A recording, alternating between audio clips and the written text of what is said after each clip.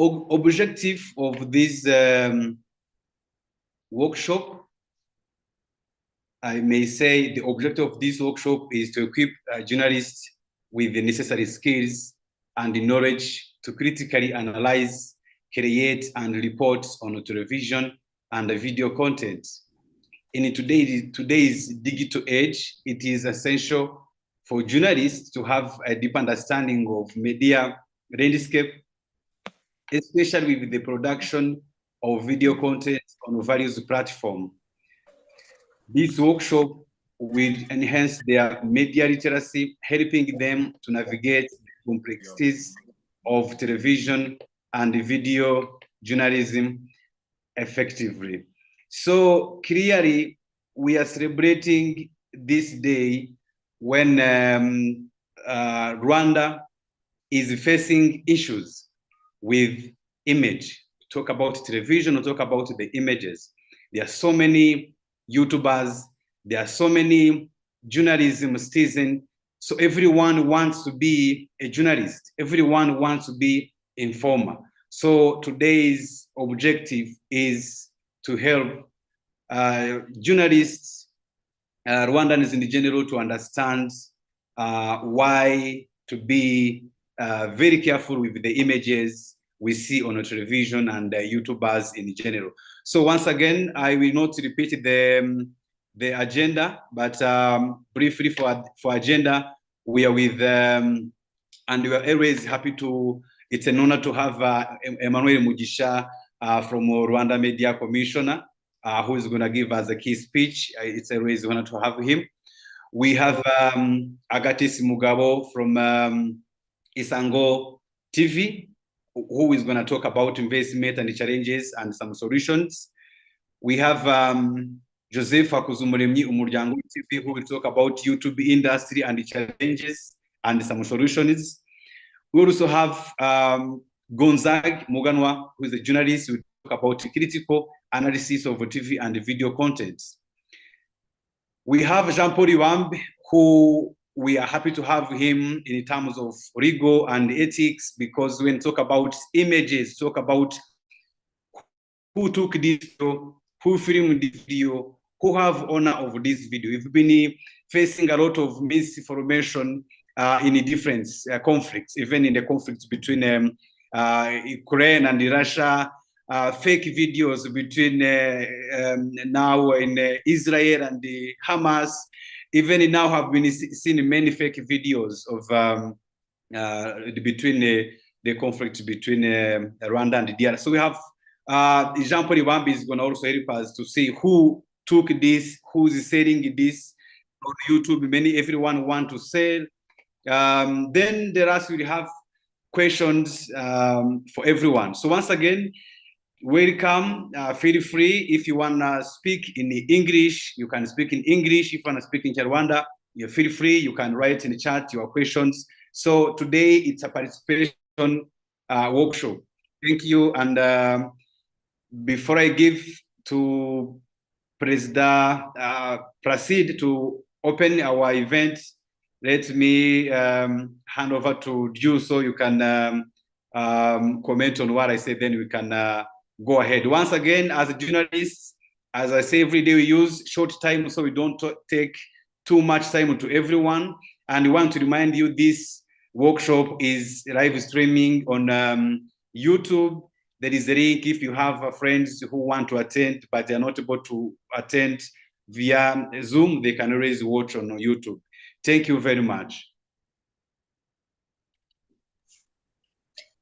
Akoze cyane Celestin, reka rero nk'uko wari ubivuze n'abakurikiye ibi biganiro nabo baraza kugira umwanya, ntabwo nabisubiramo babyumvise, baraza kugira umwanya wo kwisanzura bagire ibyo babaza, ariko kandi n'ubwunganizi birumvikana ku byo turi bube tumaze kuganiraho. Ni umwanya mwiza rero wo kugira ngo dutangire ibikorwa byacu. Reka dusabe Mugisha Emmanuel wa RMC adufashe gufungura iki gikorwa cyacu, iyi workshop yacu adufashe kuyifungura, hanyuma dutangire n'ibiganiro. Mugisha, ikaze, mwadufungurira igikorwa. Mwaramutse. Mwaramutse Mwaramutse neza. neza. Mumbai nabanje kugira some challenges na ikoranabuhanga sinzi aho nakanze bivaho. Nshobora kuba nakurikiye all the discussions uko zagenze ariko I'm glad yuko dufite iyi discussion focusinga kuri enhancing media literacy. Ngira ngo media literacy ni ikintu benshi bakunze kuvuga media information literacy kugira ngo bijyane. Ni nka concept navuga yuko twungutse mu bihe turimo by'ikoranabuhanga mu itangazamakuru, gisa nkaho gifite isoko cyane cyane mu masezerano mpuzamahanga cyangwa protocols zo ku rwego rwa UN. So nagize amahirwe kugikurikirana cyane, navuga yuko if I can take the credit, nagize uruhare mu kuintroducinga mu itangazamakuru ahangaha mu rwego rwa politike yacu turimo kuvugurura no mu biganiro bitandukanye, ariko mbisabwa cyane cyane n'abafatanyabikorwa bacu bitwa UNESCO kuko nibo champions ba media information literacy peace ushingiye kuri UN resolutions zitandukanye zagiye zisinywa. So media information literacy as a concept iri wide, ni nini cyane twayifataho gakeya mu itangazamakuru ariko ni nini cyane, cyane cyane muri digital space turimo irifokasinga kuri areas nyinshi zitandukanye. Niyo mpamvu bakunda kuvuga ngo it's a composite concept, irimo n'ibintu bitari muri media, ijya muri gaming, bijya mu bindi bintu, so it's a very wide area.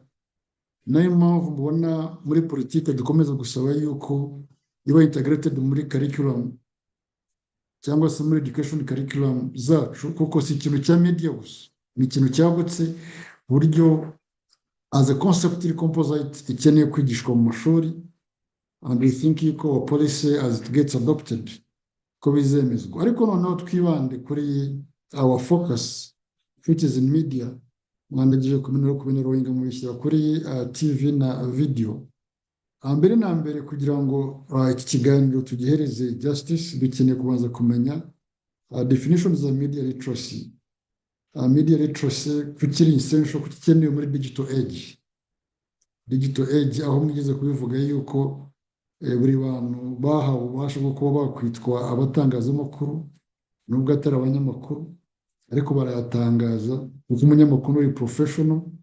Bose bemerewe kuba abatangazamakuru ariko bose ari abanyamakuru, ariko ibyo batangaza biba consumed nk'ukuri n'ibintu biri professional developed n'abanyamakuru. Ibyo rero bakeneye gushyiramo imbaraga muri media literacy kugira ngo muri digital age abantu babashe kwitwara mu buryo busobanutse. So understanding traditional media na digital and social media ni ibintu bikomeye cyane mu gihe turimo. Abantu bakeneye kumenya itangazamakuru, inshingano zaryo, uko rikora, uburenganzira rihabwa, rimaze iki muri sosiyete, bimariye iki abantu. Ibyo byose nibyo twita literacy, uburyo interacting na content, interacting n'itangazamakuru. Ibyo byose bikombayininze muri literacy cyangwa se ubumenyi bw'itangazamakuru. Kimwe rero mu bintu media literacy ishobora kuba yaduhereza ni critical thinking cyangwa se critical thinking skills. Abantu bakaba babasha kuba babaza ibibazo bitandukanye. Ese ibi ni nko gusoma sources zabyo ni izihe, information yabyo iri verified, buryo ushobora kugira multiple perspectives bareberamo ibintu kugira ngo birinde kuba bakonsuminga ibintu bitari byiza, kuko ni byinshi. Internet yaduhaye inyanja y'amakuru ariko siko yose ari mazima. So critical thinking nicyo media literacy ifasha. Ikindi igafasha mu guspotting misinformation mu bikomeye cyane, mu ijambo fake news, manipulated images, videos, misleading headlines. Ibyo byose sosiyete yacu ikwiye kumenya, ariko n'itangazamakuru rikamenya uburyo byirinda kuba ryasosinga ibintu biri fake muri digital space. Ikindi media literacy ifasha ni uku-evaluatinga biases abantu baba bafite inkuru zitandukanye, uburyo bamenya bati uyu nguyu ibyo avuga bishingiye ku buhezanguni bwe cyangwa se bishingiye ku bumenyi ashaka yuko ibintu biganamo. Ibyo byose nibyo media literacy idufasha. Ikindi ni uko ituma society ziba engaged in a meaningful way, kuko society zibaye literate in media zibasha kuba zaba engaged muri discussions ziri constructive, aho abantu usanga badakoresha izo nkoranyambaga kugira ngo batukane, ariko bakazikoresha kugira ngo bubakane cyangwa se bagire constructive debates na criticisms. So ibyo byose ni ibintu navuga yuko bikubiye muri media literacy. Kandi ikindi nuko twavuga yuko it's a lifelong skill, ntabwo ari skill ufata uyu munsi wumva yuko wagezeyo. N'ubuzima bwa buri munsi buri muntu wese arayikeneye kugira ngo abashe kuba muri isi yabaye umudugudu nk'uko bajya babivuga. Rero mu ncamake ubumenyi mfite butimbitse nanjye ndakiga ubujyanye na media literacy nk'uko nabibabwiye n'ingari, ariko ibiganiro nk'ibi bidufasha kugira ngo turusheho kuba twagira uko turushaho gufashanya kugira ngo tumenye iyi new trend, iyi new concept muri society yacu, tunarusheho gufasha abandi kugira ngo nabo bayimenye. So murakoze, ndumva aribyo navuga, nkaba uko mwabisabye mfunguye ibi biganiro ku mugaragaro. Murakoze. Arakoze cyane Emmanuel Mugisha kudufungurira ibiganiro ku mugaragaro, by'umwihariko kandi akaba anatubwiye ari ngombwa kugira ngo buri wese amenye ku birebana n'amakuru atangazwa ndetse n'ibiganiro binyuze ku mateleviziyo yabereka amashusho ndetse bijyana n'amajwi. Amashusho n'amajwi atubwiye ko ari ingenzi kugira ngo buri wese amenye amakuru arebana n'ibimureba ndetse n'iby'ahandi. Ibizima ni ibihe, ibitari bizima ni ibihe, icyo ngomba kwizera ni ikihe. Arakoze cyane rero kudutangiriza ibiganiro Celestin. Nagira ngo noneho ubwo amaze kudutangiriza ibiganiro Emmanuel Mugisha, twakire Placide Ngirinshuti, nawe akaba ari representa wa RJSD, aza tubwire noneho uyu munsi kugira ngo RJSD iwutegure yagendeye kuki, ariko abanze anatunyuremo mu ncamake ibirebana n'uyu munsi mpuzamahanga wa televiziyo. Thank you very much. Before we have proceed, there is I want to comment one comment from Mugisha, which I think it's very important to think. If we do talk about education of journalism or journalists, the future journalists, he added something, introduce media literacy in the curriculum. This is something to consider, because he mentioned with this media literacy, then journalists will be able, journalists, even the community, will reach to the critical thinking. So when they reach to the critical thinking, then they will ask the questions, why do we read this news, where the information came from? And he said this will also help you to eliminate misinformation, disinformation, and misleading. He also said, once this media literacy, we are able to investigate who is emotional, is it biases of who and who. So we also know, is this journalist writing this only because he's a professional or is it because of emotion? He concluded to say that it's also better for the citizen to understand the media literacy, where it drives them to engage. So when we are commenting, instead of having issues on social media, so citizens can participate by building common sense for the country. So thank you, and Mr. President, the floor is yours. I just want to make it that remarks from Mugisha. Thank you. Yego, ndagushimiye cyane bwana Celestin Ntawirema ndetse na Vestine Mukaryumugabe mukomeje kutuyoborera iki gikorwa. Reka ntangire nsuhuza buri wese witabiriye wabashije kuza kwifatanya natwe ariko by'umwihariko nkaba nshimira cyane Emmanuel Mugisha wa RMC kuba adutangirije iki gikorwa, ariko wenda ntangiye ku byo wenda avuze bikomeye cyane nuko abantu bakeneye gusobanukirwa ndetse no kugira ubumenyi mu bijyanye n'itangazamakuru ari byo MIR cyangwa se Media and Information Literacy. Ubwo bumenyi burakenewe kuko muri iki gihe abantu bose babaye abanyamakuru, none byagera kuri televiziyo cyangwa se byagera mu mashusho, ibintu bigasa nkaho bihinduka icyo nakwita wenda nk'akavuyo, kuko ikoranabuhanga ni ryiza, turagenda rinazana n'ibyiza byinshi, ariko imbogamizi nazo ni nyinshi. Ubwo rero ndashimira cyane Mugisha ku bw'ijambo ryiza atugejeho ndetse no kuri ubwo bumenyi adusangije, ariko wenda mbere yo kugira ngo ntangire ibyo nateguye kugira ngo mbabwire impamvu twateguye uyu munsi ndetse n'icyo twifuza uyu munsi badusigira, cyane cyane nkatwe nk'abanyamakuru bari hano mu Rwanda n'abari hirya no hino ku isi, nuko uyu munsi wa televiziyo ni umunsi mpuzamahanga wa televiziyo, ni umunsi ugamije kongera guha agaciro ibitangarizwa kuri televiziyo, cyane cyane ubwo ndavuga amashusho, ariko nkatwe nk'abanyamakuru tureba n'amakuru. Nk'uko rero uyu munsi by'umwihariko turi kwizihiza hano mu Rwanda, ni nako kandi uri kwizihizwa ku isi yose, kuko ni umunsi wemejwe n'umuryango w'abibumbye muri 1996. Wenda munyemerere gato nifashishe presentation yo yanateguye kuri PowerPoint, hanyuma kugira ngo tubashe kuba twasaranganya ubumenyi dufite, kandi buri wese wa mugani ahawe ikaze mu rurimi akoresha, Ikinyarwanda, Igifaransa cyangwa se Icyongereza, biraterwa naho wiyumva, ariko njye nahisemo gukoresha Ikinyarwanda, ariko presentation yanjye iri mu Cyongereza, ariko turagerageza tugende tubinyuramo, ari nako kandi twungurana ibitekerezo. Ngira ngo wenda nasaba ko mwampa uburenganzira nkasharinga presentation nabateguriye, hanyuma nkabona gukomeza.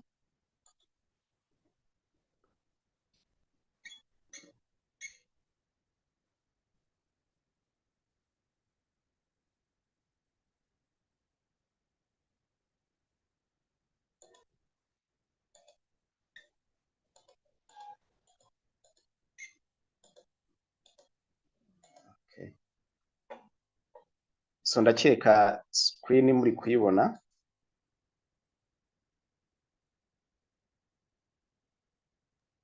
Yego twamaze kuyibona. Yego. Ngira ngo rero ni umunsi wa televiziyo, ni umunsi mpuzamahanga wa televiziyo, natwe nka RJSD cyangwa se Rwanda Journalists for Sustainable Development twifuje kugira ngo natwe twifatanye n'isi yose mu kwizihiza uyu munsi.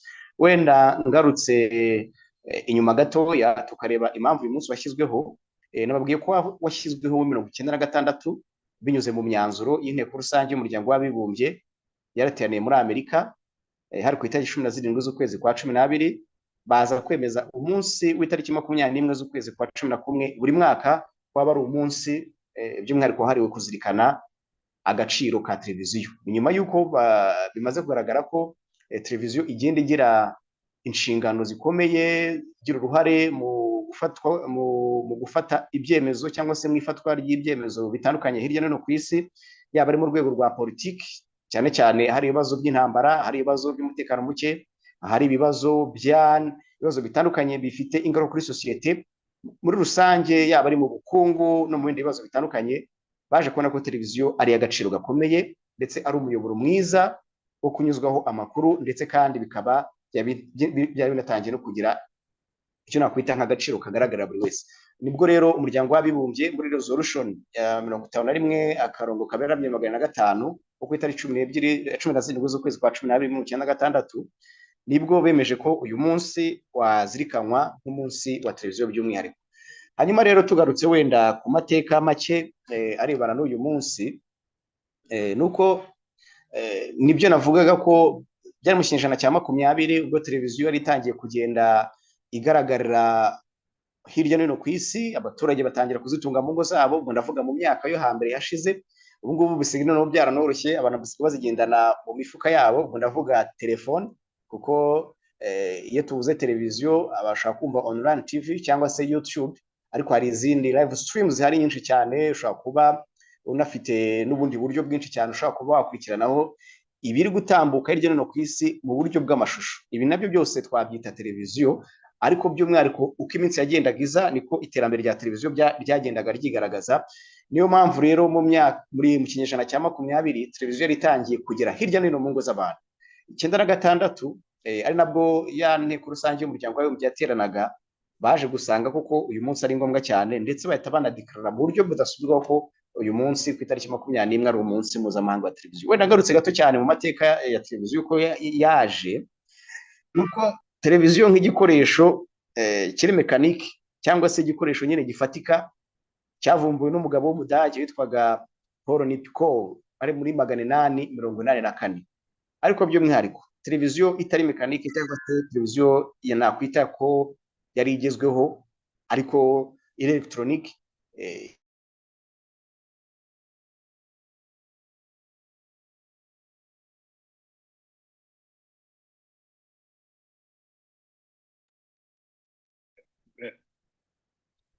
Placide turi gukumva.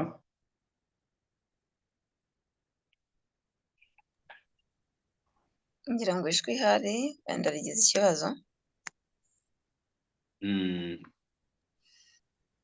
Ndizera ubu ntabwo muri kunyumva. Turi kukumva no. Okay. Nari ndi kubabwira amateka y'igikoresho cyitwa televiziyo nk'igikoresho atari content za nyazo za video. Igikoresho rero cyaje kugenda abashakashatsi batandukanye bagenda bavumbura bongeraho akantu biraza bigera mu mwaka wo muri 1951 nibwo noneho televiziyo nakwita ko ikora ibijyanye n'ubucuruzi. Ubwo ni televiziyo tubona ziri kamasho zatangiye gukora mu buryo bwemewe n'amategeko muri Leta Zunze Ubumwe za Amerika. Nyuma yaho muri 50 none dusubira inyuma gatoya nibwo hari telekomande niko nakwita, nibwo yaje kugenda nayo igaragara, na nyuma yaho nibwo noneho haje no kwibyaza umusaruro. Ubwo hari imiziki, hari amafilime, murabizi muri Amerika bafite iyitwa Hollywood, ariko ntabwo ari cyo gihe yatangiriye, ariko nibwo batangiye no kwibyaza umusaruro mu buryo bw'imyidagaduro. Mu byavuye ku makuru no gutangiza no gusaranganya ibindi bikorwa bitandukanye, ariko by'umwihariko mu bijyanye n'imyidagaduro muri 1981 nibwo byamaze kugaragara ko noneho ari ibintu nakwita ko bitangiye guhindura isura. Hanyuma rero kubera iki twizihiza uyu munsi mpuzamahanga, nuko uyu munsi mpuzamahanga wa televiziyo ni ukugira ngo twongere twibutse abantu agaciro ka televiziyo, sosiyete yacu imenye televiziyo. By'umwihariko nk'uko Emmanuel Mugisha yabivuze, iyo tuvuga media and information literacy, ibintu bigenda bihinduka umunsi ku munsi. Urumva nahereye mu mateka yo hambere, ariko iyo urebye muri iki gihe nyine ibintu kugenda bihinduka. Televiziyo ntabwo ikiri ya mechanical TV cyangwa se cya gikoresho ibinyuramo bisigaye binanyura n'ahandi mu buryo bworoshye. Bishobora kunyura muri ubwo buryo buri traditional TV cyangwa se mu buryo buri online TV cyangwa se ubundi buryo bwose buri live stream. Abenshi tuzi YouTube, ariko hari izindi platform nyinshi zinyuzwaho amavideo. Ibi byose rero bikaza byongera kutwibutsa ko tugomba kuzikana televiziyo nk'igikoresho gifasha abaturage mu kubagezaho amakuru, ndetse kandi bagomba no guha agaciro. Nubwo turi mu bihe bigezweho, bagomba kumenya agaciro ka televiziyo, cyane cyane nkatwe nk'abanyamakuru tugomba gusubiza amaso inyuma tukareba ibinyuzwa amakuru ndetse n'ibiganiro bitangazwa byifashishije amashusho. Bikaba ari ibintu byiza rero twifuza ko natwe byagira icyo bidusigira nk'abanyamakuru bari mu Rwanda, cyangwa se nk'abanyamakuru bakoresha amashusho muri rusange. By'umwihariko rero uyu munsi hano mu Rwanda nka RJSD, ari Rwanda Journalists for Sustainable Development, turi kwizihiza uyu munsi twifatanyije n'umuryango w'abibumbye ndetse n'ahandi hose ku isi.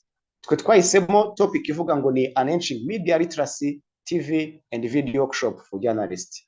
Ukuvuga ngo turifuza ko twakongerera ubumenyi kwiga no guhozaho. Hari ibyo tuzi, hari ibyo ngewe nzi nka Placide, hari ibyo Vestina azi nka Vestine, ariko by'umwihariko iyo dusaranganyije ubumenyi tukagenda twungurana ibitekerezo, nibyo bituma umwuga wacu tuwubaka mu buryo bwa kinyamwuga. Ariko by'umwihariko byagera muri TV na video, tukaba twifuza ko noneho ubumenyi twakongera tukabwongerera imbaraga, tugakaza icyo nakwita nk'ingamba mu nzego zitandukanye, yaba ari content, twaze tubivuga critical analysis, ibyo Mugisha yavuze, kuko iyi media and information literacy itwibutsa ko tugomba gukora critical analysis. Gukora analyse rero critique bizadufasha nyine kumenya n'ishusho ryabaye manipulated, ishusho editinze, ishusho ritari rya nyaryo, ese ryaturutse he, social media, Twitter cyangwa se X zigenda zinyuzwa amafoto atandukanye n'amashusho. Tukifuza rero kugira ngo twongere ubumenyi muri critical analysis. Ikindi, ethical considerations, ngo ikintu cyitwa nta mwuga utagira amahame awugenga. Naha rero mu itangazamakuru ryacu tugomba ibyo dukora byose dushaka ko twongera kwiyibutsa ethique hagati yacu ndetse n'abahanga baturusha iby'amategeko, ubwo nabo bagomba kutwibutsa bakadukubita agashyi. Ariko by'umwihariko ikintu cyitwa ethique ni ikintu cy'ingenzi cyane. Ejo bundi hari inkuru na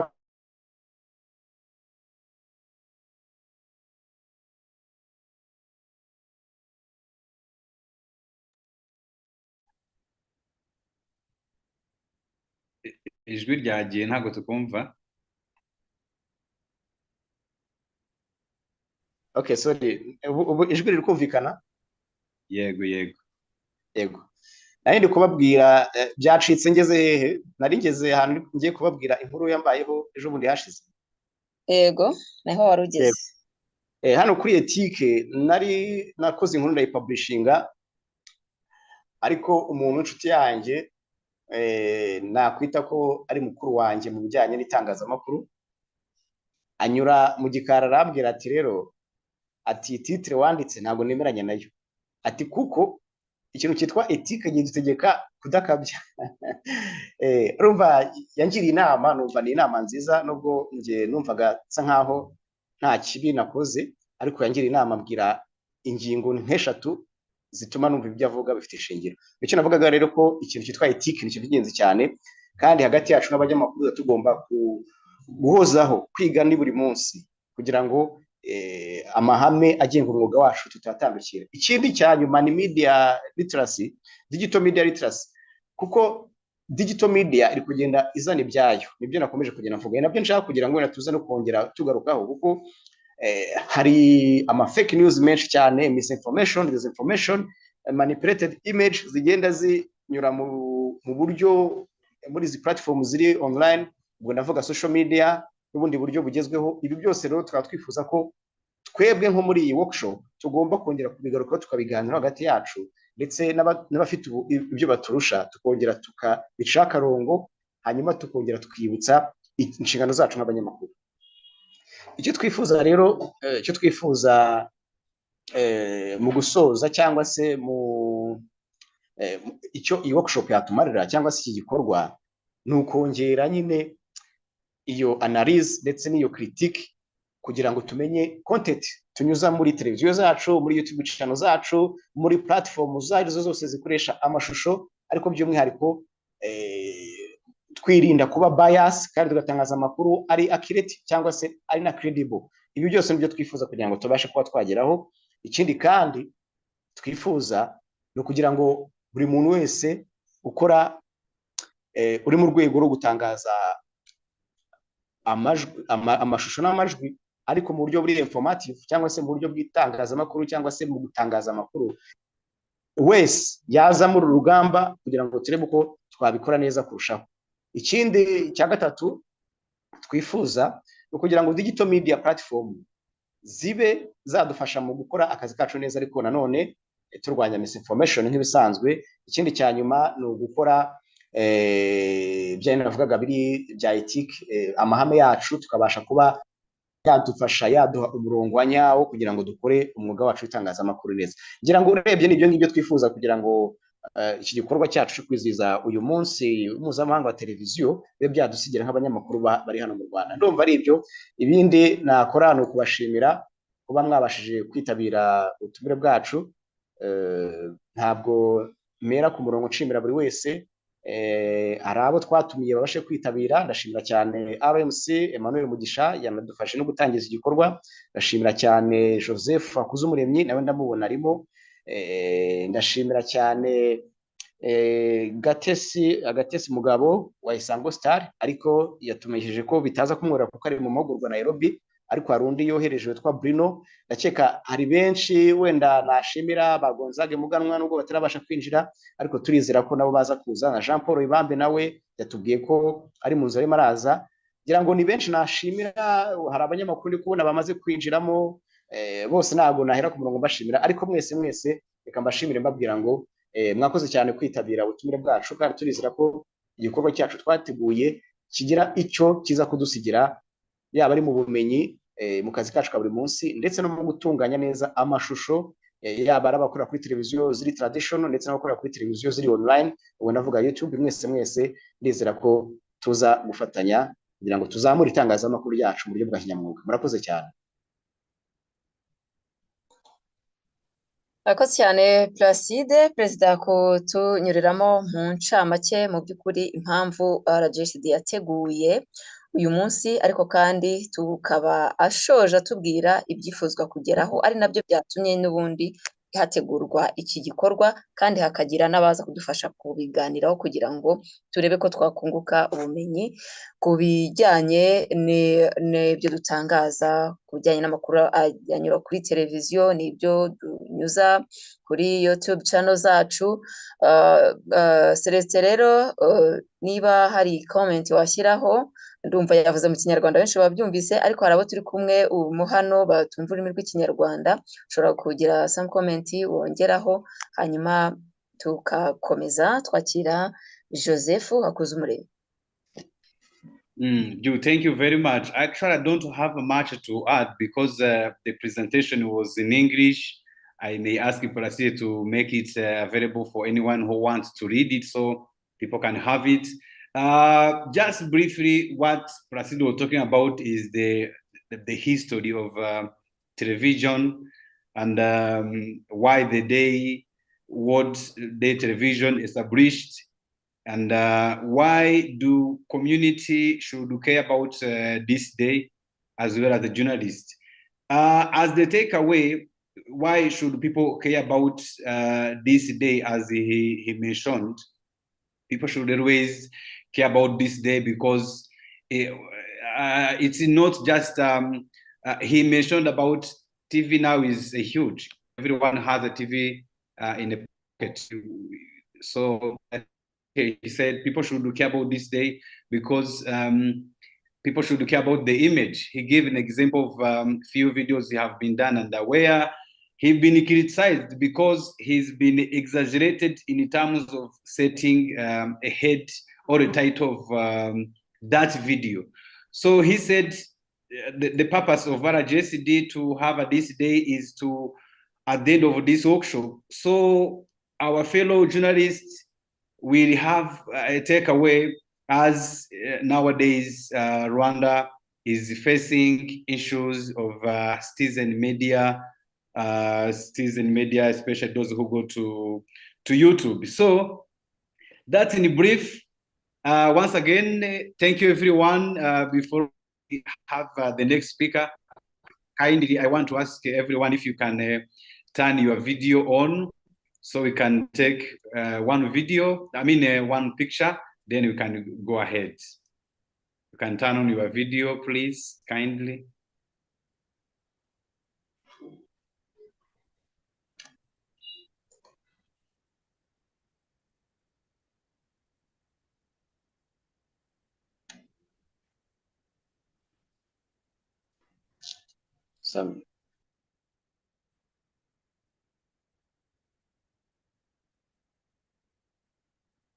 Yes. Gatatu, kabiri, 1.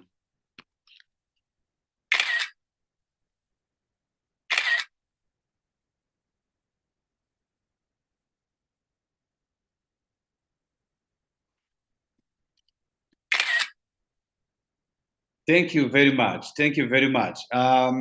Once again, there are people who we can't see their names.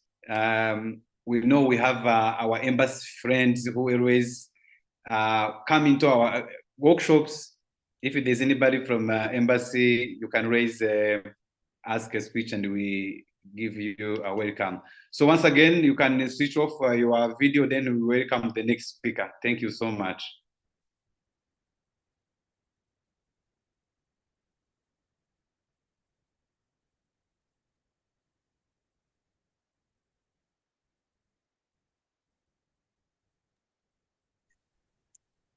Celestin urakoze cyane,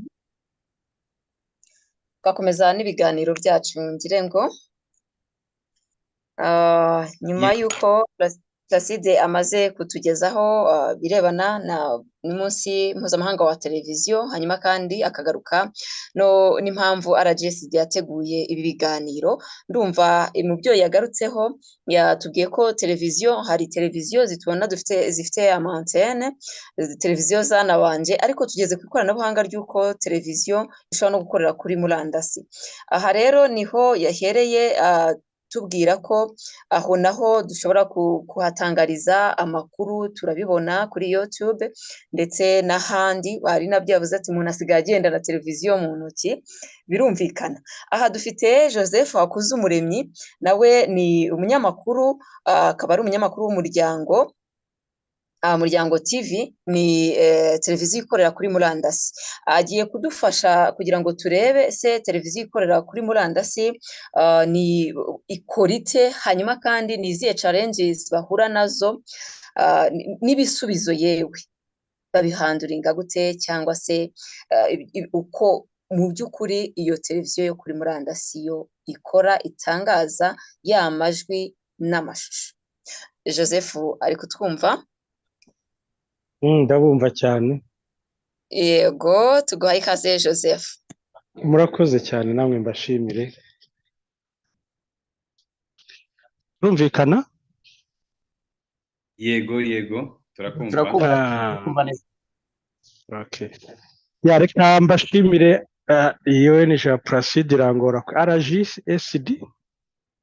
Reka mbashimire cyane.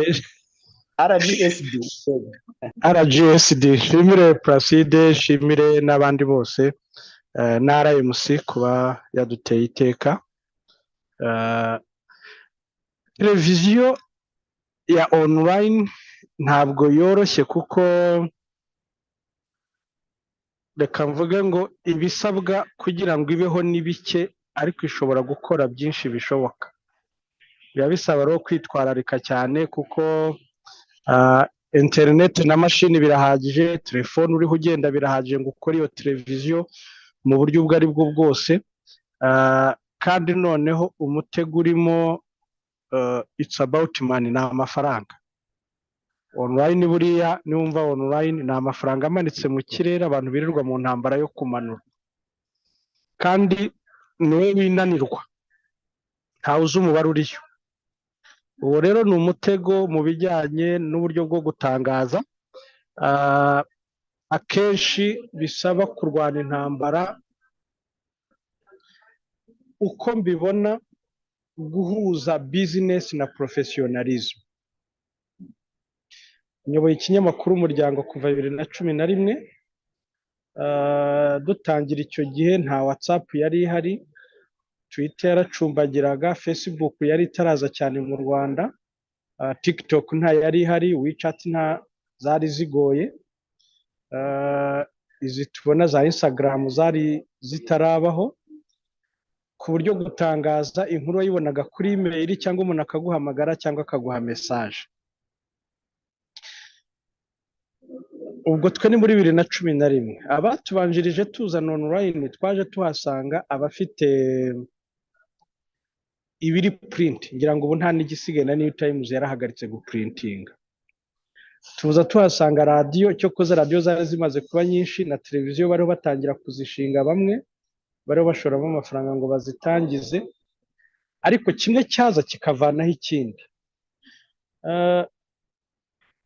Online ziza zavanyeho iza print, zirukanye print.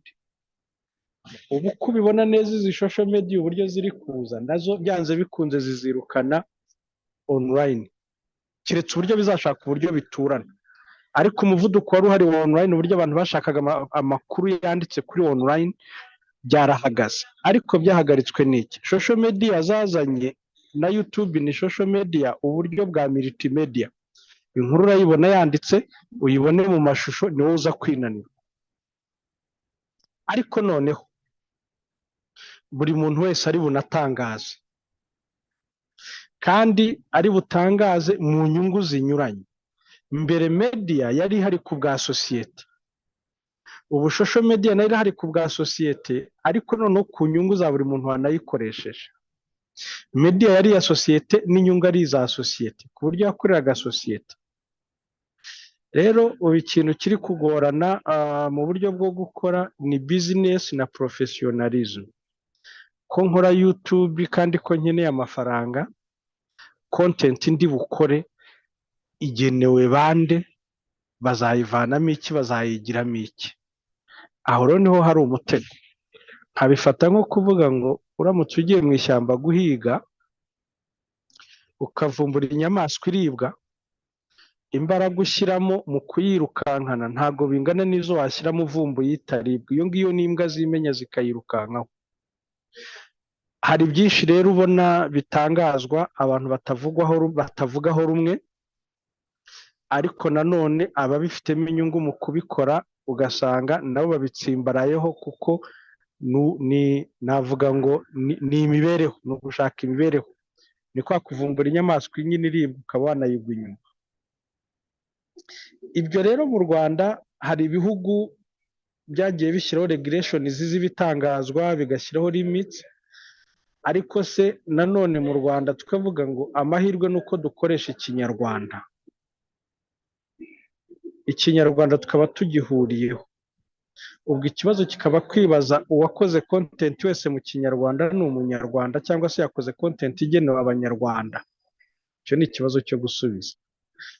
Ikindi nanone, amategeko yacu afite uburyo arinda ibijyanye n'umuco, n'uburyo ateganya ibishyashya biza bibasha kwintegra muri uwo muco, nta gikomere kibaho cyangwa ngo hagire abasigara inyuma. Aha rero ndahita mpinjirira, reka ngaruke ku mateka y'itangazamakuru mu Rwanda. Radiyo Rwandiza yahereye ku nkuru mbi iza muri za 60. Ubutegetsi bwa Kayibanda hari abanyarwanda bahunze, rimwe na rimwe hakaba ibitero by'inyenzi. Abanyarwanda bashakaga kugaruka, n'ubutegetsi bugakora ku buryo hari abanyarwanda bahera hanze, disikuru zikaza ari iz'urwango, ku buryo abantu bakurira mu nkuru 73 babyukira kuri kudeta. Ubanza ari 77 cyangwa 8 ku rupfu rw'uwari perezida. 83 babyukira ku bisa na kudeta mu Rwanda. Ubu bwa Habyarimana nabwo bwagize ibibazo. Muri 90 habaho urugamba rwo kubohora igihugu. Nyuma yaho haza amashyaka menshi. Ubwo niko radiyo hahitaho inkuru zinyuranye. Tuzi inkuru zavangwa Inyangarwanda, izo nyenzi inkotanyi ngo zashize, zagize ngo imburagasani. Iyo zose ni consommation twari dufite.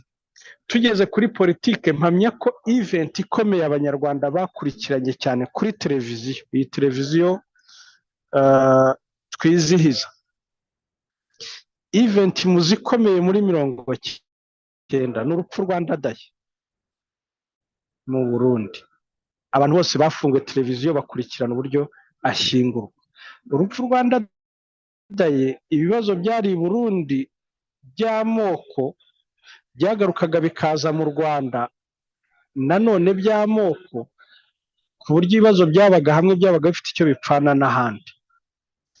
Iyo televiziyo dutangira kuyikonsoma gutyo. Mpamya ko muri 93, kuva muri 90 kugeza 93, umunsi abantu bose babyutse bafite amatsiko yo kureba ikibera kuri televiziyo. Ntabwo yari mondial, ntabwo yari iki, yari yo evenema. Iyo usomye amateka mu byagize ingaruka kuri u Rwanda muri jenoside yakorewe abatutsi, hari impunzi zavuye i Burundi zayigizemo uruhare, mujya mubyumva. Bivuga ngo amakuru tumenyereye, hakaza n'uruhare rw'itangazamakuru. Dusoma ibitabo bya Media Dorahen, amakuru dusoma twahereyeho mu cyitwa itangazamakuru, mu kwandika inkuru, mu kuzisoma naki, nta banyarwanda buriya barahuritse cyane. Nyuma rero haje leta y'ubumwe iza yubaka isa n'icyo ari cyo cyose n'itangazamakuru ririmo.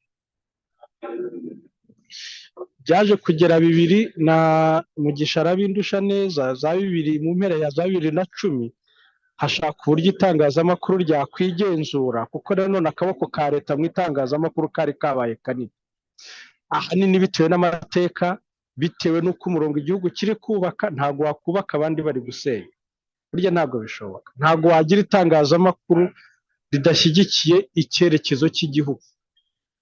Ntabwo nashyigikira ko itangazamakuru rishyigikira abakora nabi, ariko rero ntabwo habaho itangazamakuru igihugu kibyuka cyubaka abandi babisenya. 2010 mu mpera za 2010 hajyaho na RMC za 2011 na 2 na 3 negociation zose zitangira, hajyaho itegeko ry'itangazamakuru, bwari uburyo bwo kwigenzura. Kuva icyo gihe kugeza ubu hahindutse ibintu byinshi, hahindutse uburyo bwo gutangaza. Za social media nahereyeho mbere zose nta n'imwe yari bwase, izi YouTube tubona zose nta n'imwe izari zihari, wari umwihariko wenda w'ibihugu bikomeye byari bitaragera ino cyane cyane ko na internet yari itaraza. So rero mbona ko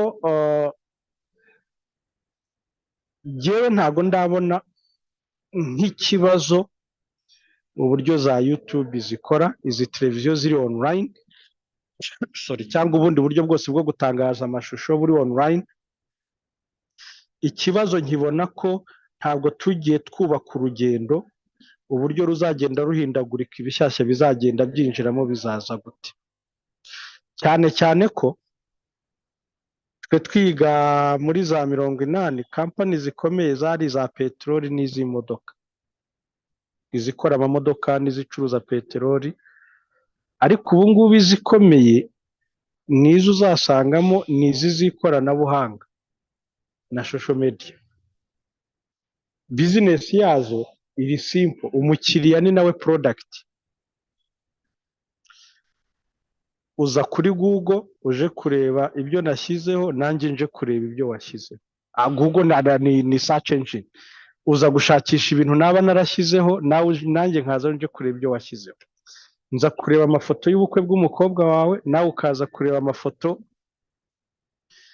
y'irahira rya Placide muri cabinet. Uza kureba ibyo nashyizeho, nanjye mpavuye kureba ibyo washyizeho. Ba nyiri ziriya kampani biyicariye hariya, ni ukuvuga umukiriya ni nawe product. Ba baturage itangazamakuru ryajyaga rinyuramo rigiye gushakamo amakuru, rikazamuka rikayatunganya mu buryo bwa kinyamwuga, rikayabasubiza. Ubu ba baturage nabo babaye ni abakiriya, bakaba na product, baritangariza bo ubwabo. Igisigaye rero ni responsibility y'umwumwe. Muri media policy iriho ikorwa, irageze kure, yaremejwe, hagira ngo habayeho abanyamakuru barahamagaye baremeza, si shobora kubisigaje nk'urugendo rwo muri cabinet gusa. Hari ibyo twasabagamo, nubwo ntaragira ngo nyisome neza, ko umunyamakuru yagira ibyo azwiho, yagira ibyo yuzuza, yagira ibyo asabwa kuba azwi nk'umunyamakuru w'umwuga, kuko buri muntu wese ni umunyamakuru. Byibuza ko kantu w'umwuga kakaba umwihariko muri iyi industry, yaba radio na televiziyo twizihiza uyu munsi zirimo. Rero mbona ko televiziyo zisanzwe zo kuzijera biracyagoye, ziracyafite ibibazo. Izacu za online turacyafite ikibazo, ntabwo zirizerwa cyane ngo abayobozi bagire uburyo baziha content, n'abakora content boye kuruha bashaka uburyo bwo kwikorera ibya, uburyo bwo kubona amakuru ntabwo zirafatwa nka platform zizigize. Navuga bakwiyambaza mu buryo bwo kumobiriza abantu, mu buryo bwo kubwira abantu ibyo babakorera, mu buryo bwa accountability, mu buryo bwa politiki iriho, mu buryo bw'iterambere. Biracyagoye, kandi buriya iyo utabona, kuko nakubwiye ko igihande kimwe ari ubucuruzi. Niba abayobozi batarazitabira cyane, haracyari cya kibazo cyo kuvuga ngo abantu bazatangaza ibyo bumvise cyangwa se ibyo babonye. So ikibazo rero cyo kubona amakuru kuri izi media kiracyagoye, regulation yazo kuri izi TV kiracyagoye, nta mategeko kugeza ubu azigenga mu Rwanda, ahari n'ay'ibyaha bya rusange. Ngira ngo ryo ni na ribi cyane rizigeraho ko kuburanira i Nyanza mu byaha byambukiranya imipaka. Rero mbona ko zifite umumaro munini, it's a business, ariko zikagira n'ingaruka nini, zaba ikibazo mu gihe twese dukomeze kwicara ntihagire igikorwa, ntihagire barriers, ntihagire aho dutandukanira iby'umwuga n'ibitari iby'umwuga, kandi noneho n'ibitari iby'umwuga nabyo bikagira ababishinzwe, bikagira uburyo bikurikirana. So naho ubundi it's a kind of business. Yitaba ibinyamakuru byinshi byari kuba byarafunze, natwe simpanya ko twari kuba tugihari ukurikije uko isoko rimeze. N'izindi televiziyo uburyo zibasha kugera ku bantu benshi, uburyo platform za online zirabufasha. So ingaruka rero mbonamo ni icyo ngicyo. Hari amateka yacu, hari amateka ya radiyo na televiziyo mu Rwanda mu buryo bwihariye, hari noneho no kuba ni ikintu gishyashya kitajyanye na ya mission ya media isanzwe yo kuvuga media iracururizika, ariko none usanga cyo ubwacu ushobora kugicuruza nta muntu wabaje, nta soko wapiganiwe, ntaki. Ubu gisigaye hakaba etike mu bwacyo, wowe ubwawe nibyo ugomba kubahiriza. Ikindi kibazo rero mbonamo nuko nyine nta regulation kirabona, nta buryo bwo kubiregulatinga byibuze. Gusa turacyafite icyizere kuri RMC no kuri ngira ngo n'urugendo rwo gukora code of conduct y'abanyamakuru rurarimbanyije, nabyo twizera ko hari icyo zavugwaho. Ariko byibuze niba Yosefu ndi umuntu utangaza bisanzwe, umuturage wishyiraho amapost, ntandukaniye n'umunyamakuru w'umwuga, kuko buri muntu wese ni umunyamakuru. Izi platforms nicyo zatanze. Njya ndeba ntanze nk'urugero, abantu bari kuvuga muri iyi minsi ngo Ndimbataba umunyamakuru gute. Hari n'izindi ngero batanga. Ndimbati kugira ngo twese turamuzi ukina filime. Fashe nka kese uburyo bajya babivugamo, ngira ngo si ikibazo cy'amakuru atangaza, ahubwo akenshi ngira ngo no kwataka personality yo kutamubonamo ubushobozi bwo gutangaza, nyamara arabufite. Ashobora kuvuga inkuru kundusha ijyanye na showbiz na ya target group yiwe, nibyo yindi ya content creation na group na public iri buyibone. Afite public yiwe kandi aha amakuru, birashoboka. Igisigaye ni ukumugayidinga, ntabwo ari sosiyete yagombye kwirirwa ikomera, kuko ibyo ari gukora ni na job creation. Izi social media ni no gukorera amafaranga. Rero kubura ya platform ibiregulating, ese ni umunyamakuru w'umwuga, ni umunyamakuru utangaza, ese ko ari kugenda kuri ntuza akahura n'abyo ijwi rya Amerika n'aba BBC ku rukiko ahuriye nabo, agahura n'abafite ikarita za RMC, we simpamya niba nayifite, azatangaza gute? Bizagenda gute? Ibyo azakora ni ugutangaza, ni ukugira gute? So haracyariho imirongo, ariko nge nko ku bwanjye nk'umuntu uzi ibyo ariho akora n'icyo avanamo n'icyo amariye sosiyete n'icyo bishobora kuyimarira, icyaba gisigaye ni ukubiha umurongo, ntabwo ari ukumwirukana, ahubwo n'abantu bakaba benshi.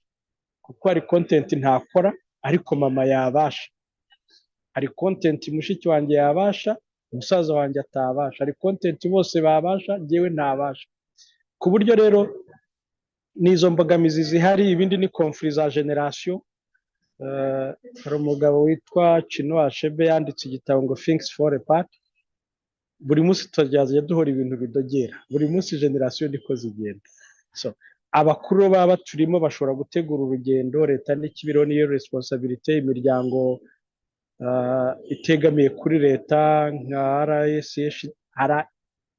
RJSD, yego RJSD ngo mutekerereze abantu, murebe abantu bafatire hamwe gutekereza, barebe nihe hari ikibazo twagikosora gute, ariko no mu buryo burambye. Ntafashe umwanya munini. Rero muri make numva ari ibyo nabasangiza. Yes, Joseph, urakoze cyane, udusangije rwose byinshi kandi bidufasha kuri uyu munsi, by'umwihariko nk'abanyamakuru twese, ndetse na ba bandi bifuza kwinjira muri uyu mwuga wacu. Nzi ko abenshi nabo hari abadukurikiye badukurikiye turi kumwe hano bakiri ku ntebe y'ishuri ariko bifuza kwinjira muri uyu mwuga, ibyo udusangije ku buryo bwa televiziyo ikorera kuri murandasi rwose ndumva buri wese uri hano agize ikintu akuramo, hari uburyo ikora tubwiye ko ari bizinesi kandi yaje yunganira mu by'ukuri televiziyo zari zisanzwe cyangwa n'ibindi bitangazamakuru byari bisanzwe, ariko kandi ikanagira nayo challenge arizo wadusangije, ni bizinesi ariko ifite na challenge. Hanyuma ibyo tubwiye ko nta cyizere abayobozi wenda cyangwa se inzego runaka ziragirira izi platform zo kuri internet, ubwo natubwira nanone kubirebana n'amategeko. Muri iki kiganiro cyacu tufite abandi baza kugira icyo babivugaho, numva rero twagushimira cyane ku kiganiro cyiza cyangwa se ku bumenyi udusangije kubirebana na televiziyo zikorera reka gato mbe kiriya ko icyo kintu cy'abayobozi batarazizera. Yego, ngira ngo ni muri rusange access to information iracyari, ntabwo nibuka neza igipimo.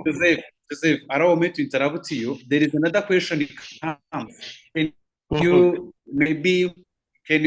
give you a time if you don't mind. There is another question actually comes, yes, there is a question comes to you and another question comes to Mr. Mugisha from RMC regarding to what you have just talked about, being talent, because let me just say quickly this question. So you mentioned many things. Somebody said ask Mugisha from RMC. Our country is encouraging us to be creative by creating jobs by ourselves. What does RMC think of being talent and professionalism in media and journalism? Maybe that Mugisha can respond that question later. Maybe be prepared. You can also add on that question later. Maybe can you continue? Kuri kiriya narindi nkomeze kuri kiriya nariyo ndumvuga cya access to information. Yego Joseph, nta kibazo. Yes, buriya niba itangazamakuru, buriya ibintu byose ni urugendo. Leta y'u Rwanda mu kintu yashyize imbere harimo na accountability, ariko nayo ni urugendo igenda ikora. Niba tubona iyo ugeze Mageragere ukabona abayobozi bariyo, buriya bihita binakwereka mu nshingano zabo bakiri mu kazi, uyu muntu yari kuguha amakuru mu buryo bworoshye. Ese uyu muntu yagira accountability mu kazi ke niba ashobora kuba avugwaho ibi kandi icyo afatiwe ukabona si ubwa mbere aragifatiweho. Ikindi rijyaho ryari weak cyane, ntabwo ari izi televiziyo gusa zifite icyo kibazo. Ryari ryoroshye kuko ntabwo uburyo bwo kuryafosinga ntabwo ari buhari, enforcement yaryo, uwakwimye amakuru ahanishwa iki, nta byari bihari. Ku buryo rero mbona ko nk'iyi media policy iriho ijyaho nabwo byagombye, hari uburyo byagiye bivugaho ko kubona amakuru bigoye mu buryo bungana, harimo equity na equality, uburyo abantu bafata ibinyamakuru, kuko mubona content iri nyayo, uko uhamagara umwavoka ukamubona, uko uhamagara ameya ukamubona, uko uhamagara minisita akaguha amakuru, bigenda bica cya kibazo cyose, kandi binongera business, binongera uburyo bwa ya business ya bya binyamakuru. Uko abantu bayizera ni nako bari bureke kurema ya makuru yabo bwite, uburyo bwo kuyikorera, uburyo bwo gutangaza ibihuha cyangwa se n'ibindi byose, kuko abantu babonye amakuru mu buryo bworoheje. So nicyo navugaho, ariko nabyo ni urugendo rukiyubaka.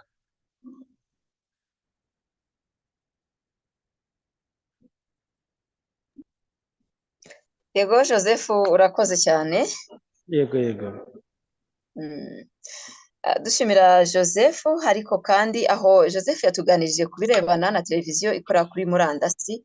Dufite rero na televiziyo nk'uko twari twababwiye ko hano turi kumwe na Isango Star TV, turi kumwe na Bruno, ngira ngo nawe yadusangiza ese izi challenge bahura nazo Joseph amaze kutubwira, ndetse n'ibyo babona nk'ibisubizo, anatubwira n'amahirwe ahari kuri televiziyo iri traditionnel ho bimeze bite, naho bimeze nk'ibyo Joseph atubwiye. Turi kumwe na Bruno, ngira ngo Celestin twamuha umwanya nawe akatubwira. Yes. Before we give it to Bruno to the floor, I want to really comment on what Joseph have said in English, because some of the takeaways are very important for someone who don't understand Kinyarwanda, as he went through back in the history of his journey as a journalist, when he started, what was available for journalists. So one of the things he said that it takes few equipment to run YouTube account, which everyone agrees that, which he said it is now issue because online it is all about money. He said it's very hard to combine money and professionalism. That's why he can say there is an issue. Then he said social media became multimedia. People used to go find print media, but now you can go no TikTok, you can find images and at the same time a text, which is the development, he said. He said anyone can publish.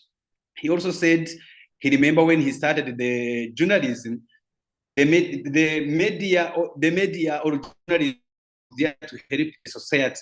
But he said nowadays everyone can be a product, be the same time a customer. So he said a few things about anyone can publish a story in Kinyarwanda, but the question is this person published this story a Rwandese? So because we were trying to understand to understand the misinformation, if someone publishes a story in Kinyarwanda, is this person from Rwanda?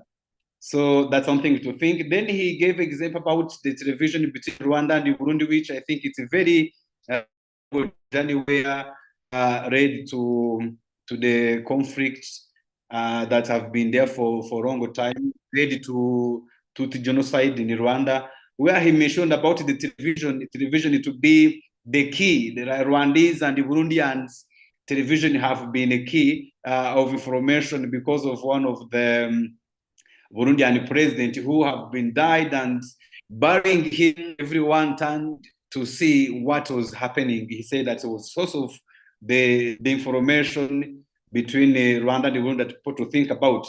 He said a few other things about the current government, what the current government is doing, have been doing after 1994, where he said the current government have been doing the best they can so they can support media. However, he said some media have been trying to destroy, to do destruction, and where he said he doesn't understand or agree with the journalism that is destroying a country, same government building the country, where he said that was where initiating RMC, Media High Council, and the other institutions to give media a free space for the media to operate.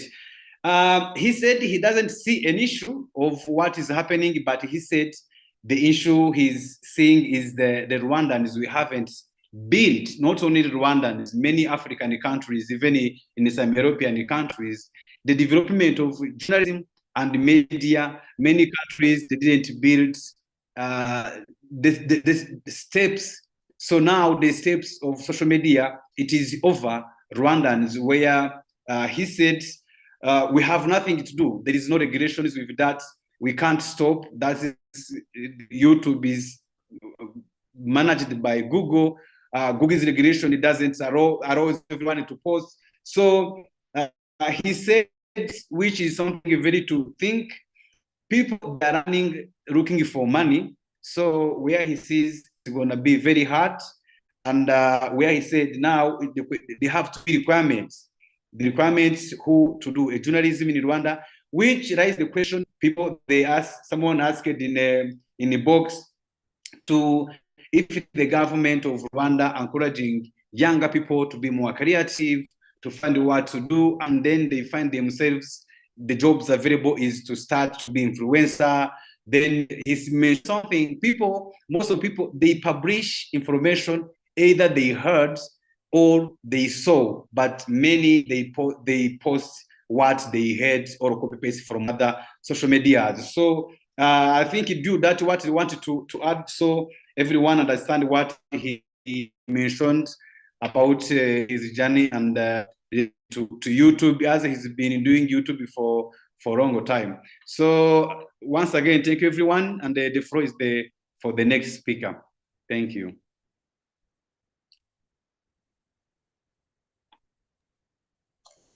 urakoze Celestin kubwira abatumva ururimi rw'ikinyarwanda mu ncamake ibyo Joseph Urugendo yatuganirijeho.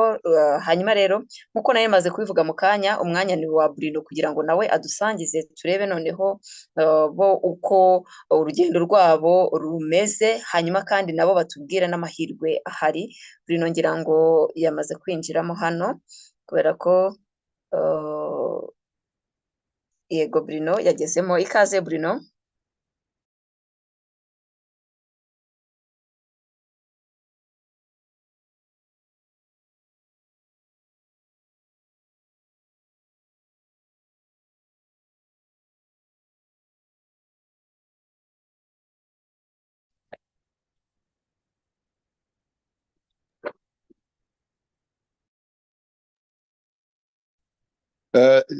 Mwiriwe neza, murimo kunyumva neza nta kibazo?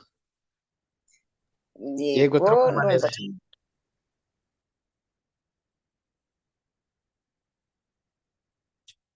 Mwaba muri kunyumva?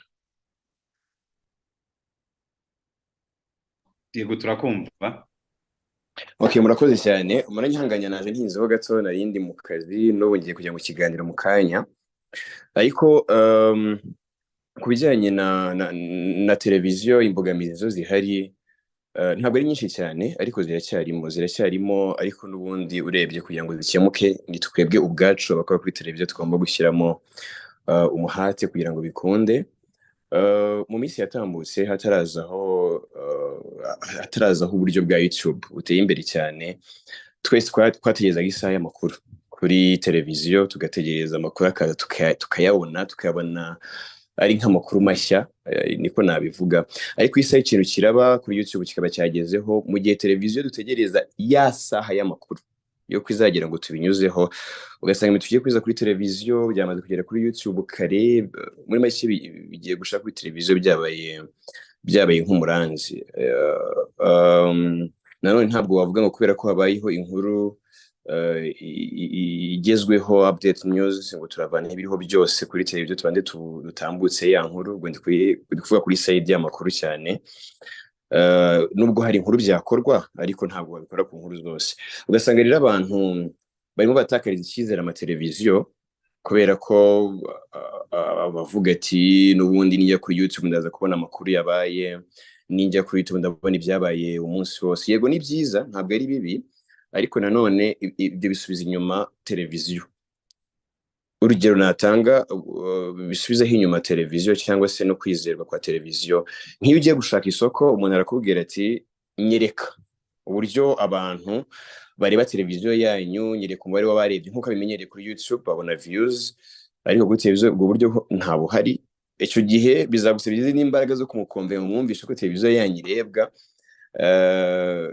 kandi koko nibyo birumvikana. Nanone kandi aho tujya gushaka amakuru, ubwo wumva umuturage akubwira ati ndashaka wa wundi wo kuri YouTube, kubera ko biraza kujya hajya bireba, jyahora bireba ya nkuru ayisharinge, mu gihe kuri televiziyo biri ibintu bizaza gucaho rimwe, ugasanga nabwo birimo biraba imbogamizi ho gato ku bijyanye n'imikorere y'inkuru ndetse no kwizerwa nanone yaba abakiriya ndetse n'abaturage. Icyo ngicyo ni kimwe mu bisa nkaho bikirimo imbogamizi. Ariko nanone ku ruhande rw'abanyamakuru n'ibitangazamakuru nitwe bireba, nitwe tugomba kumenya ngo ese niba tugiye mu nkuru, ubwo ngubwo ni nk'inama ho gato natanga ku banyamakuru bagenzi banjye bari hano. Niba tugiye mu nkuru, niba ari ikintu cyabaye runaka turimo gukurikira, turabizi neza ko kiraza kugera kuri YouTube na mbere yuko tugera ku kazi, kuko hari uri kubikavaringa live, cyangwa se anafite uburyo atiyagitse atabishyira kuri YouTube ye. Nabyo ni byiza no kugeza amakuru ku gihe ku banyarwanda. turaza gufata angire zimwe, ese ngiye gukora nk'ibyo uriya yakoze, ni iki kiraza kuza muri ya nkuru yanjye kugira ngo bize gukura n'umuntu abe yayireba ku makuru, ku isaha y'amakuru yagenwe kuri televiziyo ye, ayirebe yumva ko ari inkuru irimo kureba atari bya bindi yiriwe abona. Urebye n'ibyo tuba duhanganye nabyo bya buri munsi, ariko ikijyanye n'isoko byo biracyakomeye cyane. Umuntu akubwira ngo nyereka ndebe televiziyo yanyu uburyo ikurikirwa, ugasanga nabyo bibaye ikibazo. Ndavuga cyane cyane nyine ku bakiriya, ariko n'ibisaba imbaraga z'abanyamakuru n'abayobozi b'itangazamakuru kugira ngo ibintu bigende neza. Ariko televiziyo yo urabona ukabona ko zino televiziyo zindi ngira ngo zimaze gusobanurwaho harimo na YouTube, turebye nabi ab'amateleviziyo twasubizwa inyuma n'ibitangazamakuru. Ibyo bakora ni byiza, ntabwo nabinenze, ni n'akazi, bari mu kazi, bari gukora, baracuruza.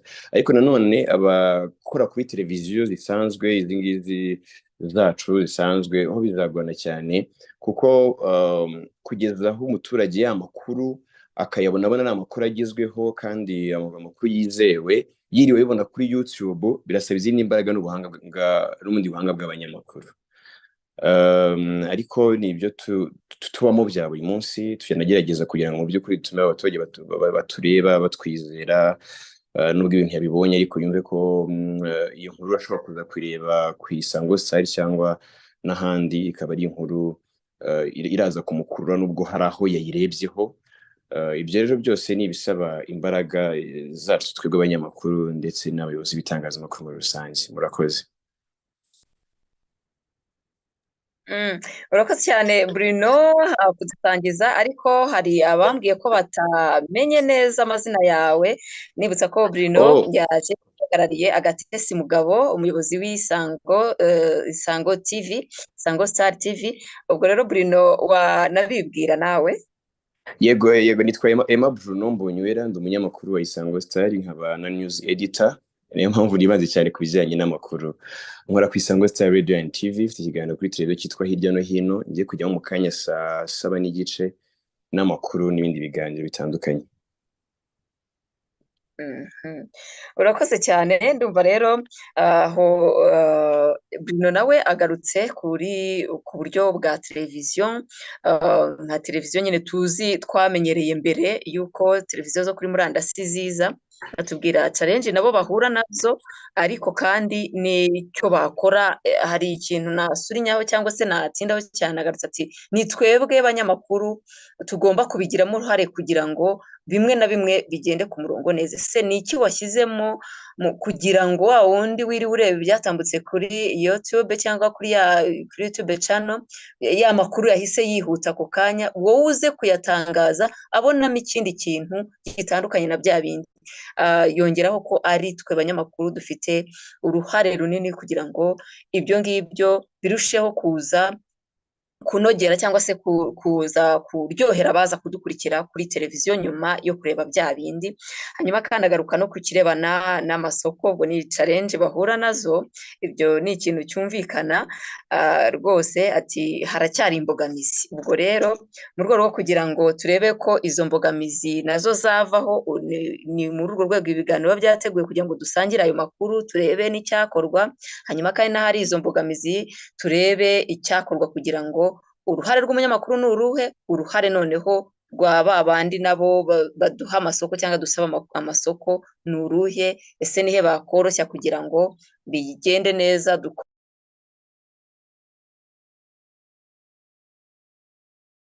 Ibiganiro bidufashe. Nagira ngo Celestin, tutarakira undi ushyire comment, unagira babubwira batumva ururimi rw'ikinyarwanda ibyo Bruno yagarutseho.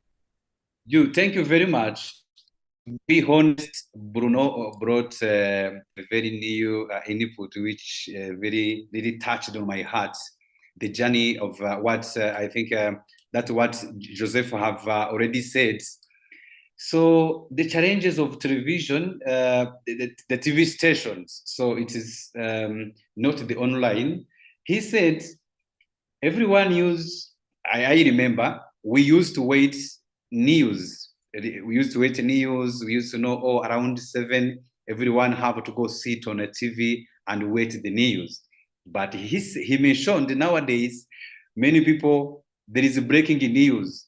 There is a story happening somewhere, and Isango TV, they are going to cover that story, to bring the story to wait the news time. Whereas the online, they already break news and already publish, which is, he said, it's a challenge. As Jumugabe said, he also said that to that challenge to be resolved, it have to be journalists who need to be more creative, so they can create a unique story, unique evidence from the coverage, different from what have been circulating online.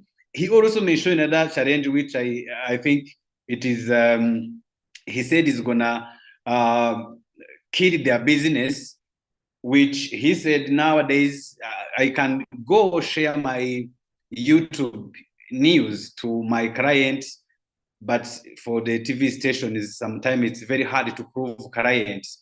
Where is the story? The story is in your machines, but online story is always on YouTube. My client or wherever audience can always go share the story. So thank you, Mr. Bruno. Your input is very appreciated, especially for journalists who are here. The reason we have this day, we need such information like yours. So upcoming and younger journalists who are carrying their cameras when they go on the field, they also know that it is not just about filming or taking a picture. It is all about telling the story. So you put in mind that by the end of the day, by the end of you reach to the news editorial room, once you are preparing your story, you are competing with someone who has been already shared the story 5 hours ago before you publish. Thank you, Mr. Bruno. The next speaker, the floor is the next speaker. Thank you. Murakoze cyane Celestin, ngira ngo rwose twaba dutanze umwanya kuko habayeho impinduka, wari ugiye gukurikiraho agize akabazo gatunguranye. Nagira ngo rero abantu twabaha umwanya ku bafite ibibazo cyangwa se ibitekerezo, hari kwandika hano kuri chat, hari no kuzamura ikiganza tukamuha umwanya mu gihe tugitegereje ko undi nawe aza gukurikiraho. Ndumva twaba tubahaye umwanya kugira ngo bisanzure, bagire umwanya nabo uhagije wo kuza kubaza, kugira ngo tuze kugira umwanya wo kuza no gusubiza ibyo bibazo. Ndumva aricyo twakurikizaho, Celestin. Yes, thank you, Ju. I can see Sami. Let's with the first question I have already led to Mr. Mugisha from the RMC. I can repeat the question. It is said, our country is encouraging us to be more creative by creating jobs by ourselves. What does RMC think of being talent and professionalism in media and journalism? So this person wants to understand the point of view of RMC in terms of being professional journalists or being creative, go create your jobs as a talent. Thank you, Mugisha, you are welcome. Murakoze. I think ikibazo gishobora kuba kiri very broad in its sense, kuko ikintu cya job creation ni ikintu cyagutse. Gusa ni politike y'igihugu cyacu, biri no mu mihigo ya politike ngari z'igihugu cyacu. So job creation ni ikintu gikomeye cyane, ariko mu byo Joseph ngira ngo ugeze kuvuga, ashobora kuba yakomeje ku gisubizo navuga cy'uko uwambaje kino kibazo yakaba yabivanamo wenda igisubizo ashaka kubaza. Ngeze kuri ijambo aravuga ngo amafaranga yazanywe n'izo platforms ngo amanitse mu kirere. It's up to you kumenya ukuri buyakora iki, buyasorome cyangwa se buya downloading. So bivuze yuko the media space, the media industry, ifite more opportunities today than in the past. Opportunities zirahari, nkurikije intervention za Joseph Future Rich niyo yavuze ngo amafaranga ari mu kirere arahari, birasaba ukuntu umuntu ari buyamanure ari buya downloading, aho numva yuko ikibazo cya job creation kibaye addressed. So I think ubwabyo cyo ikibazo ni skills abantu bafite kugira ngo baya downloading abagire mu biganza babashe kwikenura, kuko ni space iri virgin, ariko nanone umuntu akabikora ku buryo bitari bumugireho ingaruka. Nk'uko mujya mubibona, hari abashyira imbere gushaka amafaranga ariko nyuma bikaza kubagiraho ingaruka zitari nziza. So bisaba yuko kuya downloading ayo mafaranga umuntu azirikana yuko agomba kubahiriza amahame n'amabwiriza cyangwa se n'amategeko agenga iyo downloading. Most of these platforms zigira icyo bita community guidelines, uzizi simamye ko yapfugwa mu makosa. So nkabasaba yuko mu byo dushyira imbere literacy, no tuvuga media literacy ya mbere ni ukumenya amategeko, amabwiriza,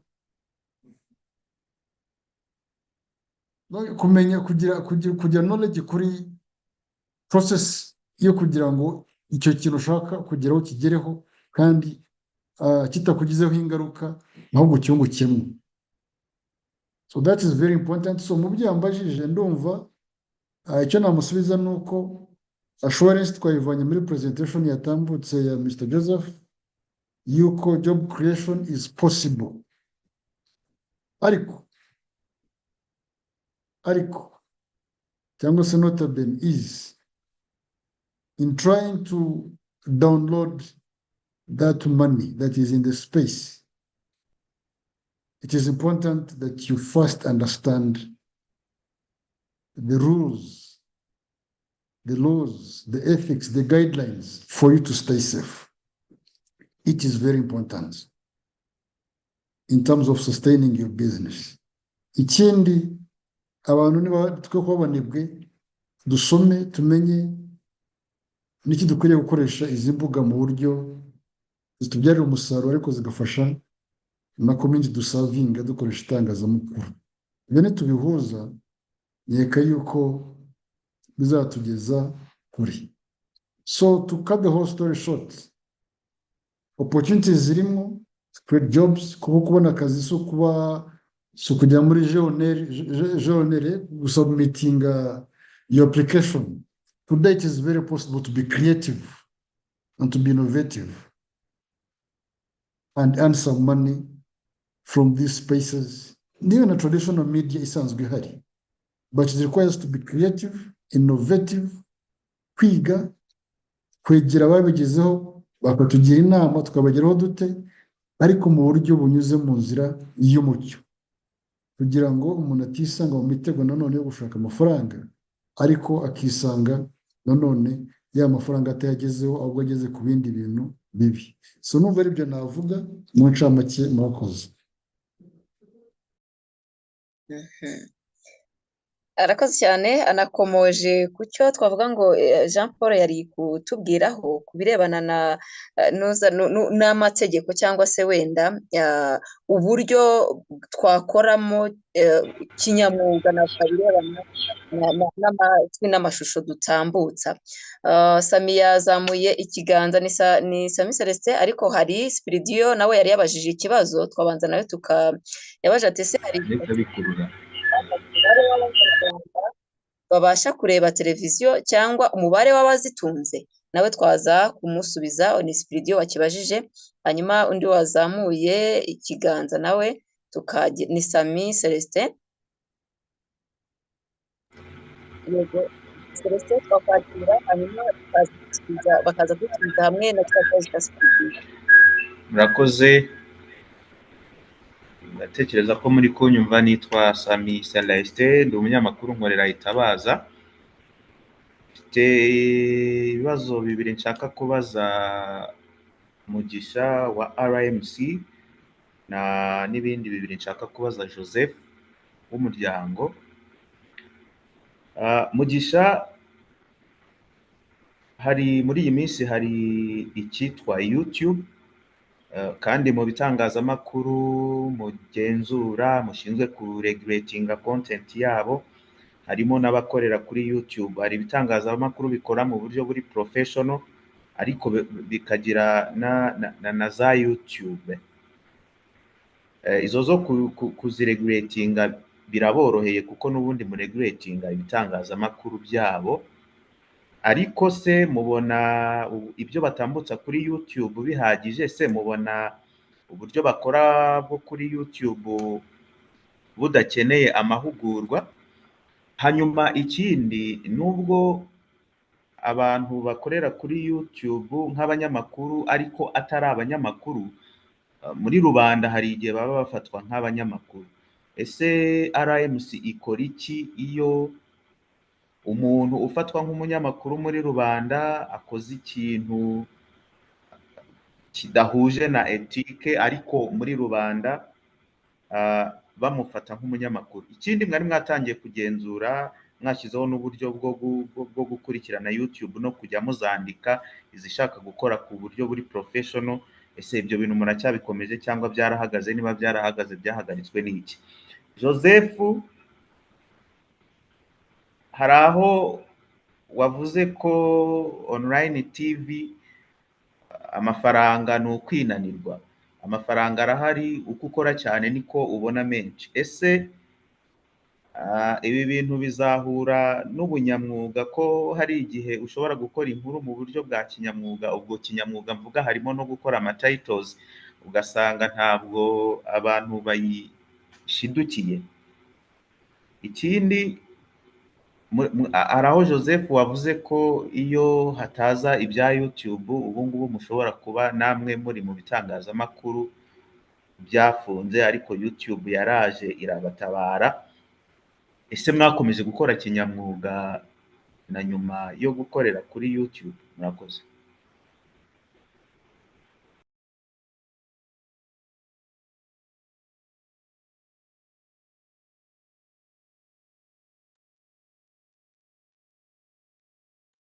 Urakoze Celestin, ngo hari ibibazo yabajije, hari bimwe yabajije Mugisha, hari n'ibindi yabajije Joseph.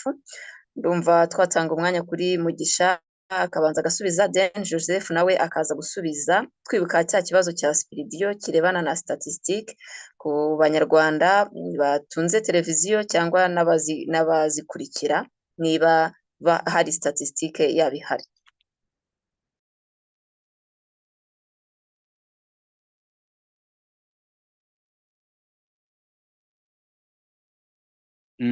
Yes. So who is the first? The questions he directed, 4 questions.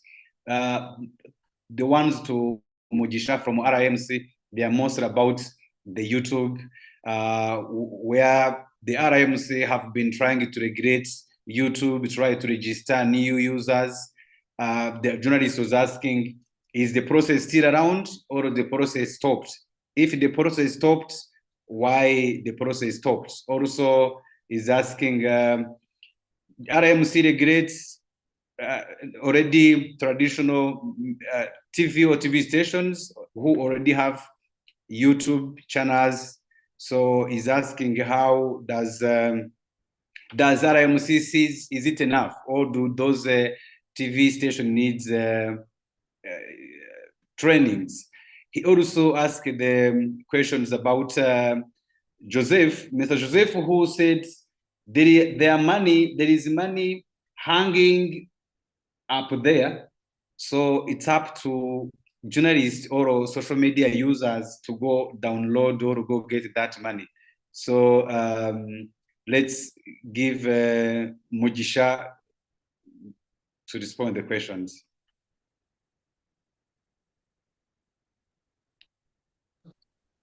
Yes, urakoze moderator. For YouTube registration, I would say yuko tutahagaze. It is up to whoever is willing to register to do so.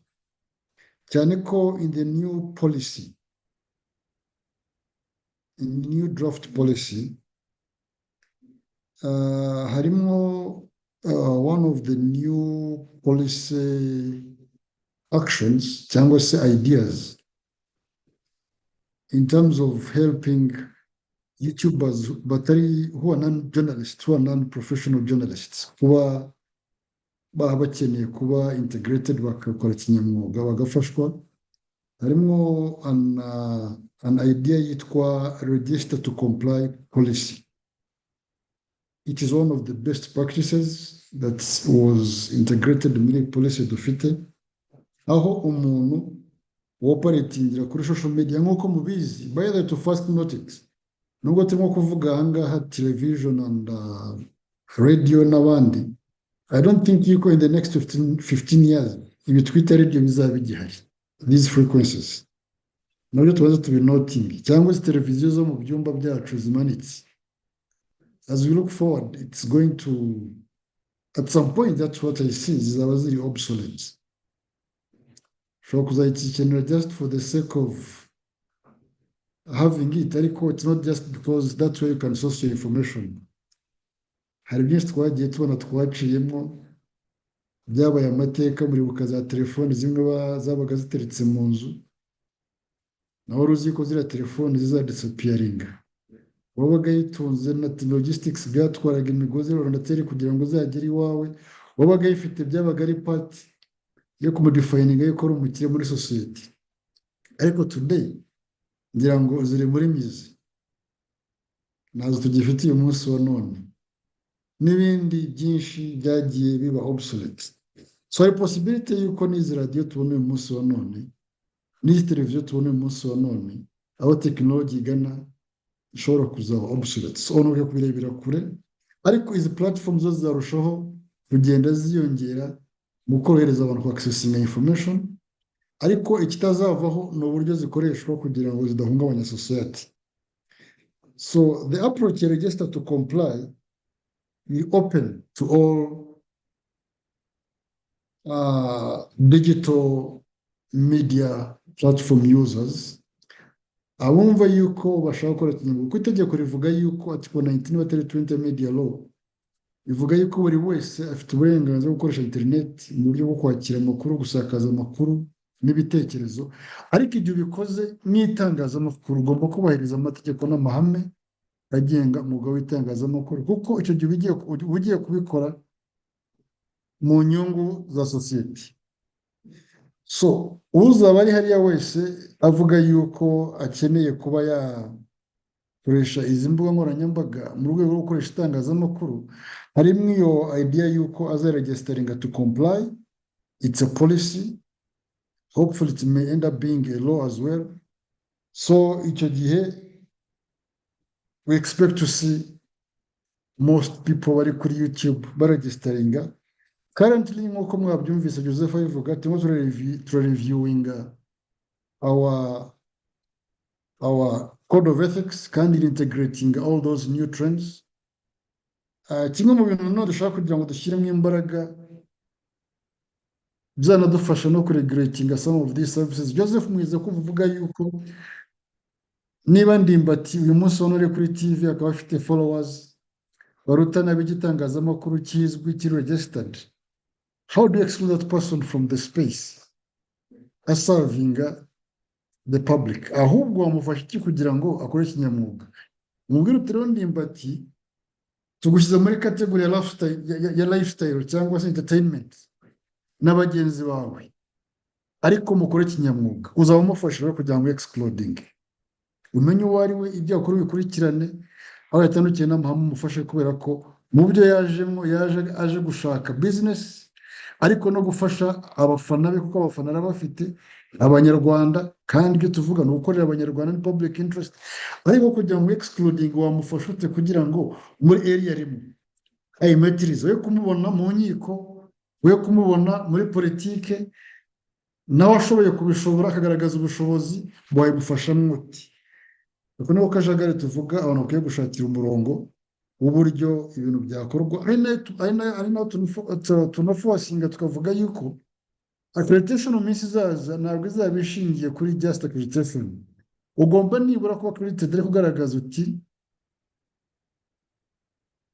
my area of focus at least muri categories eshatu turimo turakora categorization y'izo areas ari naho tuzanashingira na ethics committee tuzajya twubaka abazajya badufasha mu gukemura impaka zishingiye ku birego tuba twakiye from the public bizaba bishingiye kuri categories tuzaba twaragiye tubona ziservinga society tuzishyizemo abantu ntabwo umuntu yaripotinga kuri international affairs aza ripotinga kuri health aza ajya muri showbiz ajya muri sports ajya muri environment basically ubwabyo biba binaniza wa muntu ariko nanone n'aba bisavinga ashobora kuba atabahereza ibintu byuzuye so better to qualify yourself uvuga uti njyewe nje ninjira muri iyi sector ariko my entry points ni izi eshatu minimum you can go to more than that ariko maximum ni eshatu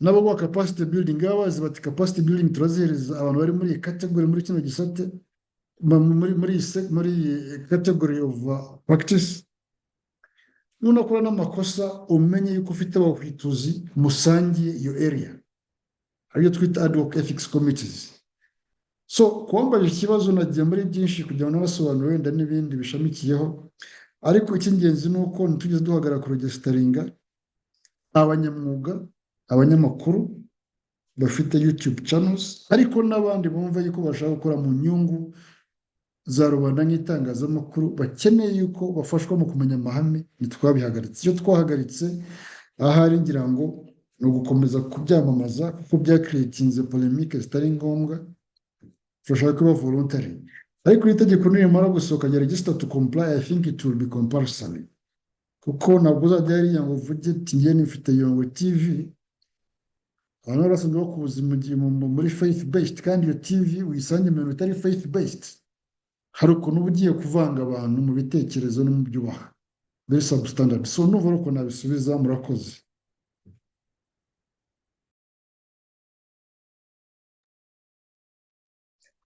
Urakoze cyane ndumva hari wenda icyo batashubije cya Spiridiyo sinzi niba cyashubijwe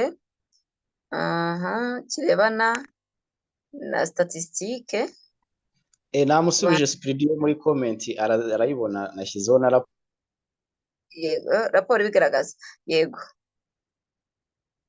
hanyuma rero Gonzaga yamaze kugeramo hano nawe ndumva mbere y'uko tujya ku yindi step hari undi muntu ufite ikibazo Celestin hari wakugejeho ikibazo kugira ngo tubone gukomeza I think there is no another question. Just brief what Mugisha said to the question is they direct to him about YouTube because YouTube it has been creating issues, misinformation, miscommunication between RMC, even RJSD, even our members.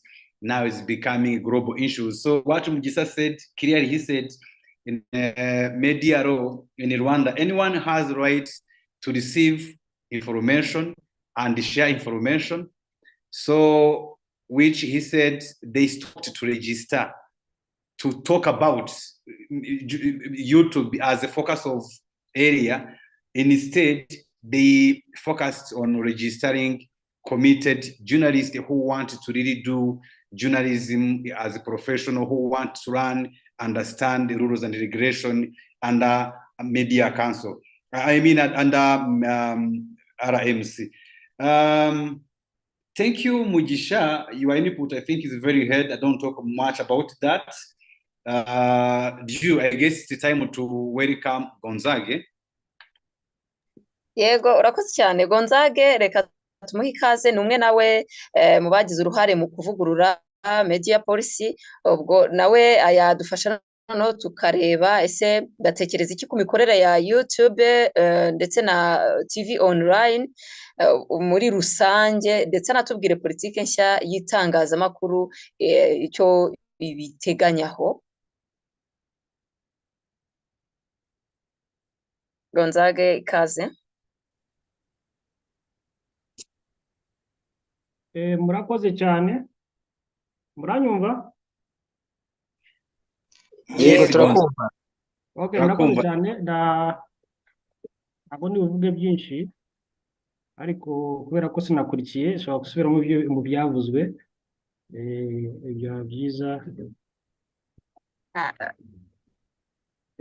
Ikintu mbajije kuri YouTube cyane cyane politiki y'itangazamakuru ntabwo irasohoka, so ntabwo najya muri detail, ariko mwabonye kopi yayo, ngira ngo itegereje ko inama ya minisitiri yemeza, izindi revo zose zararangiye, aba permanent secretaries barayemeje.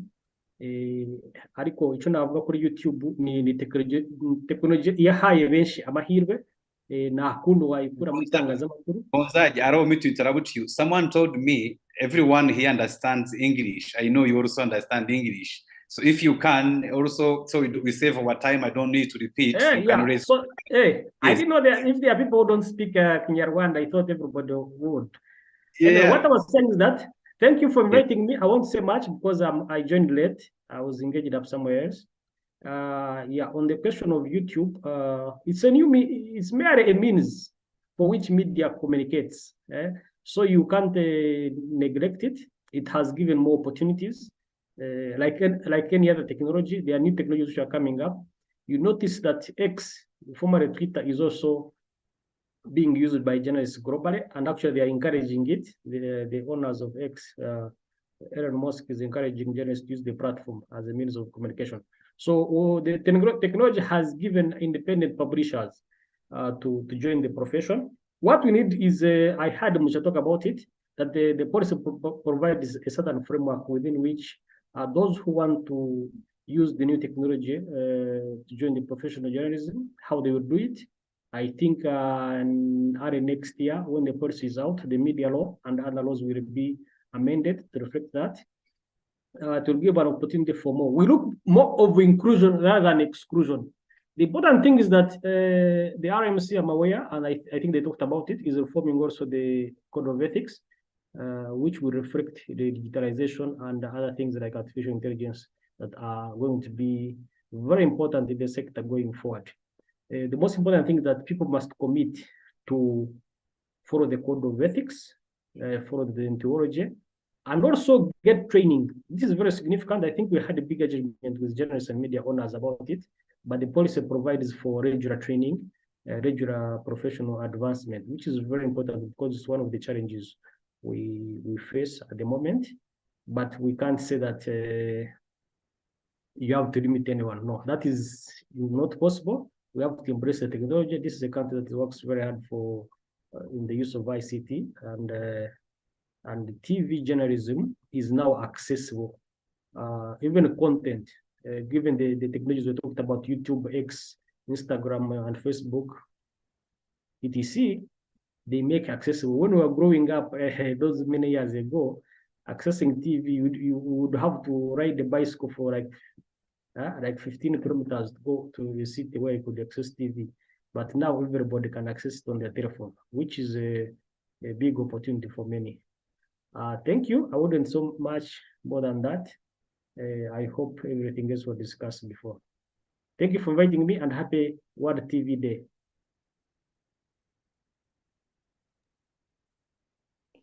Thank you, Gonzague, for coming and accepting my invitation as always. I don't talk much out of comments. I trust may have questions. I will give floor to you to explain, because we have other local Rwandans, our people, Rwandans, like Mucha said, everything we are doing here, we are doing it for our community, for Rwandans. Let you say in brief in Kinyarwanda what have been just said. If anyone has a question, feel free to ask Gonzague any question, as he has been working on that document of code of conduct that's soon going to regulate more media and journalism in Rwanda.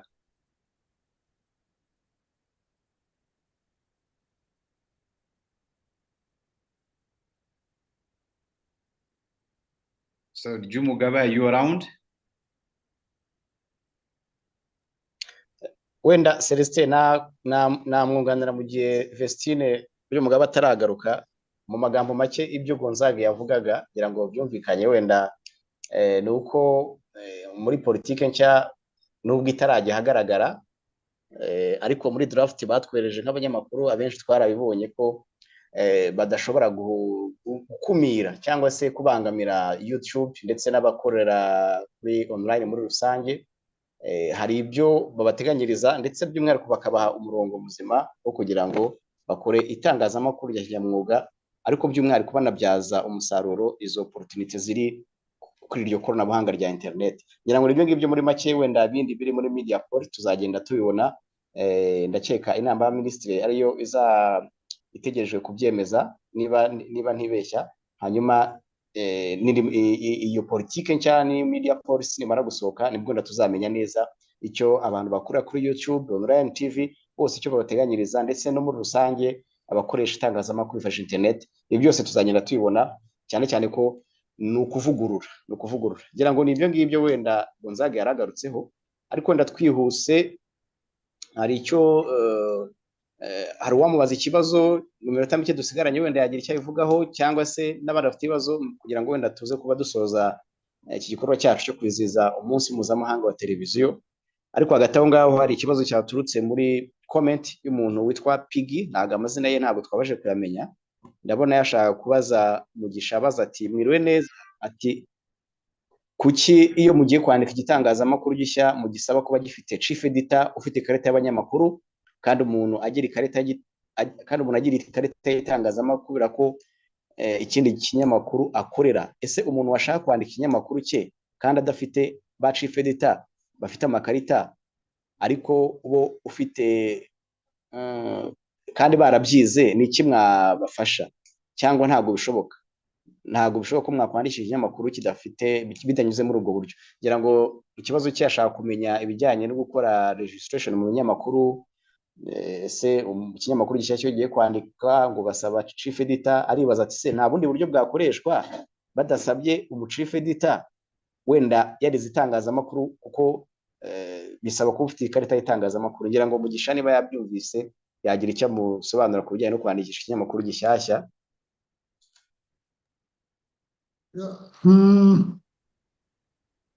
sinzi wenda uburyo yacyanditse kugira ngo kifitemo ibibazo byinshi, ariko nkeka yuko ashatse kubaza bati kuki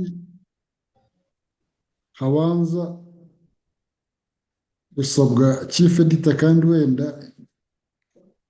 chief editor yakabaye ahubwo aba enrolled ikinyamakuru cyagiyeho akabona wenda kuza applying, if I can understand the question muri sense. In principle ni nkuko wajya gutangiza bank bakakubaza bati ese ufite qualified bank manager, kubera ko wenda imiterere ya bank utayikora udafite bank manager, ukavuga uti bwe nimuhanze mu ndetse nshinge bank ntabwo mbone kumuhayaringa. Niba nafata iyo example, impamvu chief editor uri accredited biba bikenewe nuko ibyo ugiye gukora haba hakenewe kumenya niba koko ufite umuntu uzagenzura ibitambuka nka gatekeeper,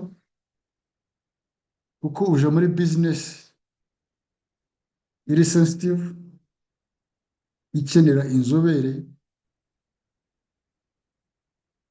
mu itangazamakuru, cyane cyane mu gutokora inkuru zigiye guhabwa public. Bitandukanye no kuba washinga butike aho umuntu aza agapikinga icyo ashaka akigendera, ariko icyo ngicyo pikinga kikaba cyaraje kinyuze mu nzira ziboneye, uwo udafite icyo usabwa kindi uretse uza kugura akigendera. Aha ngaha rero utangije ikinyamakuru afite inshingano y'uko byagiye gutambutsa bikorwa mu buryo bwubahirije amahame y'umwuga. So iyo requirement yo kugaragaza yuko ufite uzaba ahagarariye izo nyungu za code of ethics mu kinyamakuru cyawe, numva zifite ireme kugaragaza uwo ari we, nubwo benshi batubeshya akamugaragaza ikaba mu nyandiko, ariko in practice ugasanga wa muntu yamukoresheje kugira ngo abone ibyo abona yigendere, uretse ko mu minsi yavuye bigiye gutangira kuba monitored, cyane cyane ibi ngibi navuga yuko biri established, ibinyamakuru bikora umunsi ku wundi bizwi bifite izina byabaye licensed kugira ngo bikore mu buryo bwa kinyamwuga. Niba ari broadcasting ugomba kuba ifite programs manager, niba ari a registered newsroom, news organ yakaba ifite editor. So simbona challenge ihari kuko turimo turasafeguardinga public, kuko tukuretse ukagenda ukaestablishinga ikinyamakuru on the basis yuko wahawe iyo certificate cyangwa se license, nta kitwemeza yuko wowe wiyumvamo ko ufite obligation yo guharinga wa muntu ushinzwe umunsi ku wundi kugenzura ibitambuka kugira ngo bidahungabanya sosiyete, ariko nawe ubwawe bitagushyira mu manza. Ngiyo impamvu dukenera yuko umuntu agaragaza ko afite chief editor, nibura n'abandi banyamakuru babiri bahoraho bari permanent muri dosiye aduha, nubwo in practice bigenda ukundi, ariko izo requirements zishingiye kuri iyo mpamvu yo kuba ibyo ugiye gukora ufite umuntu uzakubera umutokozi, ufite abanyamakuru nibura babiri bazakora kinyamwuga bagatuma ibyo utambutse mu kinyamakuru cyawe bigirira akamaro aho bitambukira cyangwa se audience yawe, kuko biri presumed yuko ushobora kuba umucuruzi udafite aho uhuriye n'ibikorwa ubumenyi bwabyo, icyo wazanye ni ishoramari, ariko ibyo ugiye gukora bifite uburyo bigenzurwa. So dukeneye umuntu ubihagararira. Ni nayo mpamvu iyo habaye amakosa ni gake duhamagara nyir'igitangazamakuru, duhamagara editor, duhamagara umunyamakuru tuzi wabaye accredited, kuko niwe wasinye contract na sosiyete yuko azayikorera kinyamwuga bishingiye ku mahame y'umwuga, aricyo ahererwa ya press card. Ko press card ni social contract ugiranye na sosiyete yuko uzayikorera kinyamwuga, nukora neza izagushima, nukora nabo uzabiryozwa. So niyo raison d'être, niyo rationale iri inyuma yabyo. Ndumva uko nabisobanura. Murakoze.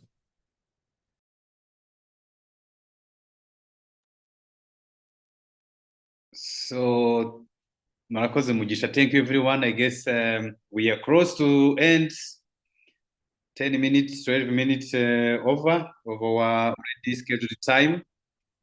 The question Mugisha has been responding, which is, I think the last question, was about if someone graduated from any university, you have studied journalism and you want to register your media, why among the requirements you're supposed to have a chief editor?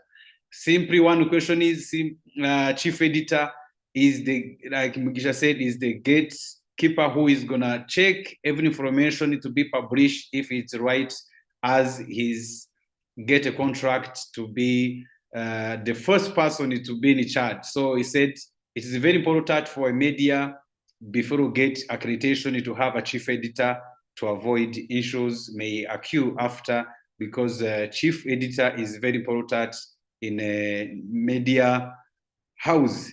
I guess proceed. Should we give Mugisha another 1 minute to conclude our today's workshop? Yego Celestin, wakoze. Wakoze cyane, ndumva wabashije kubabwira mu ncamake ibyavuzwe. Hanyuma kandi nk'uko wari ubivuze, ku masaha twihaye ndumva tudafasha abantu umwanya munini, buri wese agasubira muri gahunda ze. Waba umwanya mwiza wo kugira ngo dushimire abo twabanye, ariko by'umwihariko tugasaba Mugisha kudusoreza igikorwa mu biganiro byacu by'uyu munsi, tukaba tugeze ku musozo, hanyuma akadufasha mu gusoza iki gikorwa.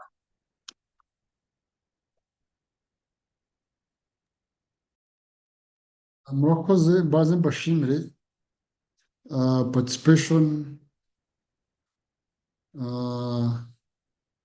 yagaragaye kuri iyi platform, n'ibyaganiriwe n'ibitekerezo twunguranye. Nizeye yuko hari abafataga minutes, ubwo Placide na team muzi icyo muzabikoresha, nibibe ibiganiro gusa kuko umwanya twakoresheje ni mwinshi, kandi uburyo umwanya aba ari ingirakamaro. iyo twaganiye nizere yuko nk'uko mwabiteganyije muri concept bifite expected end results cyo muzabikoresha cyane cyane for the wider sector if I may say.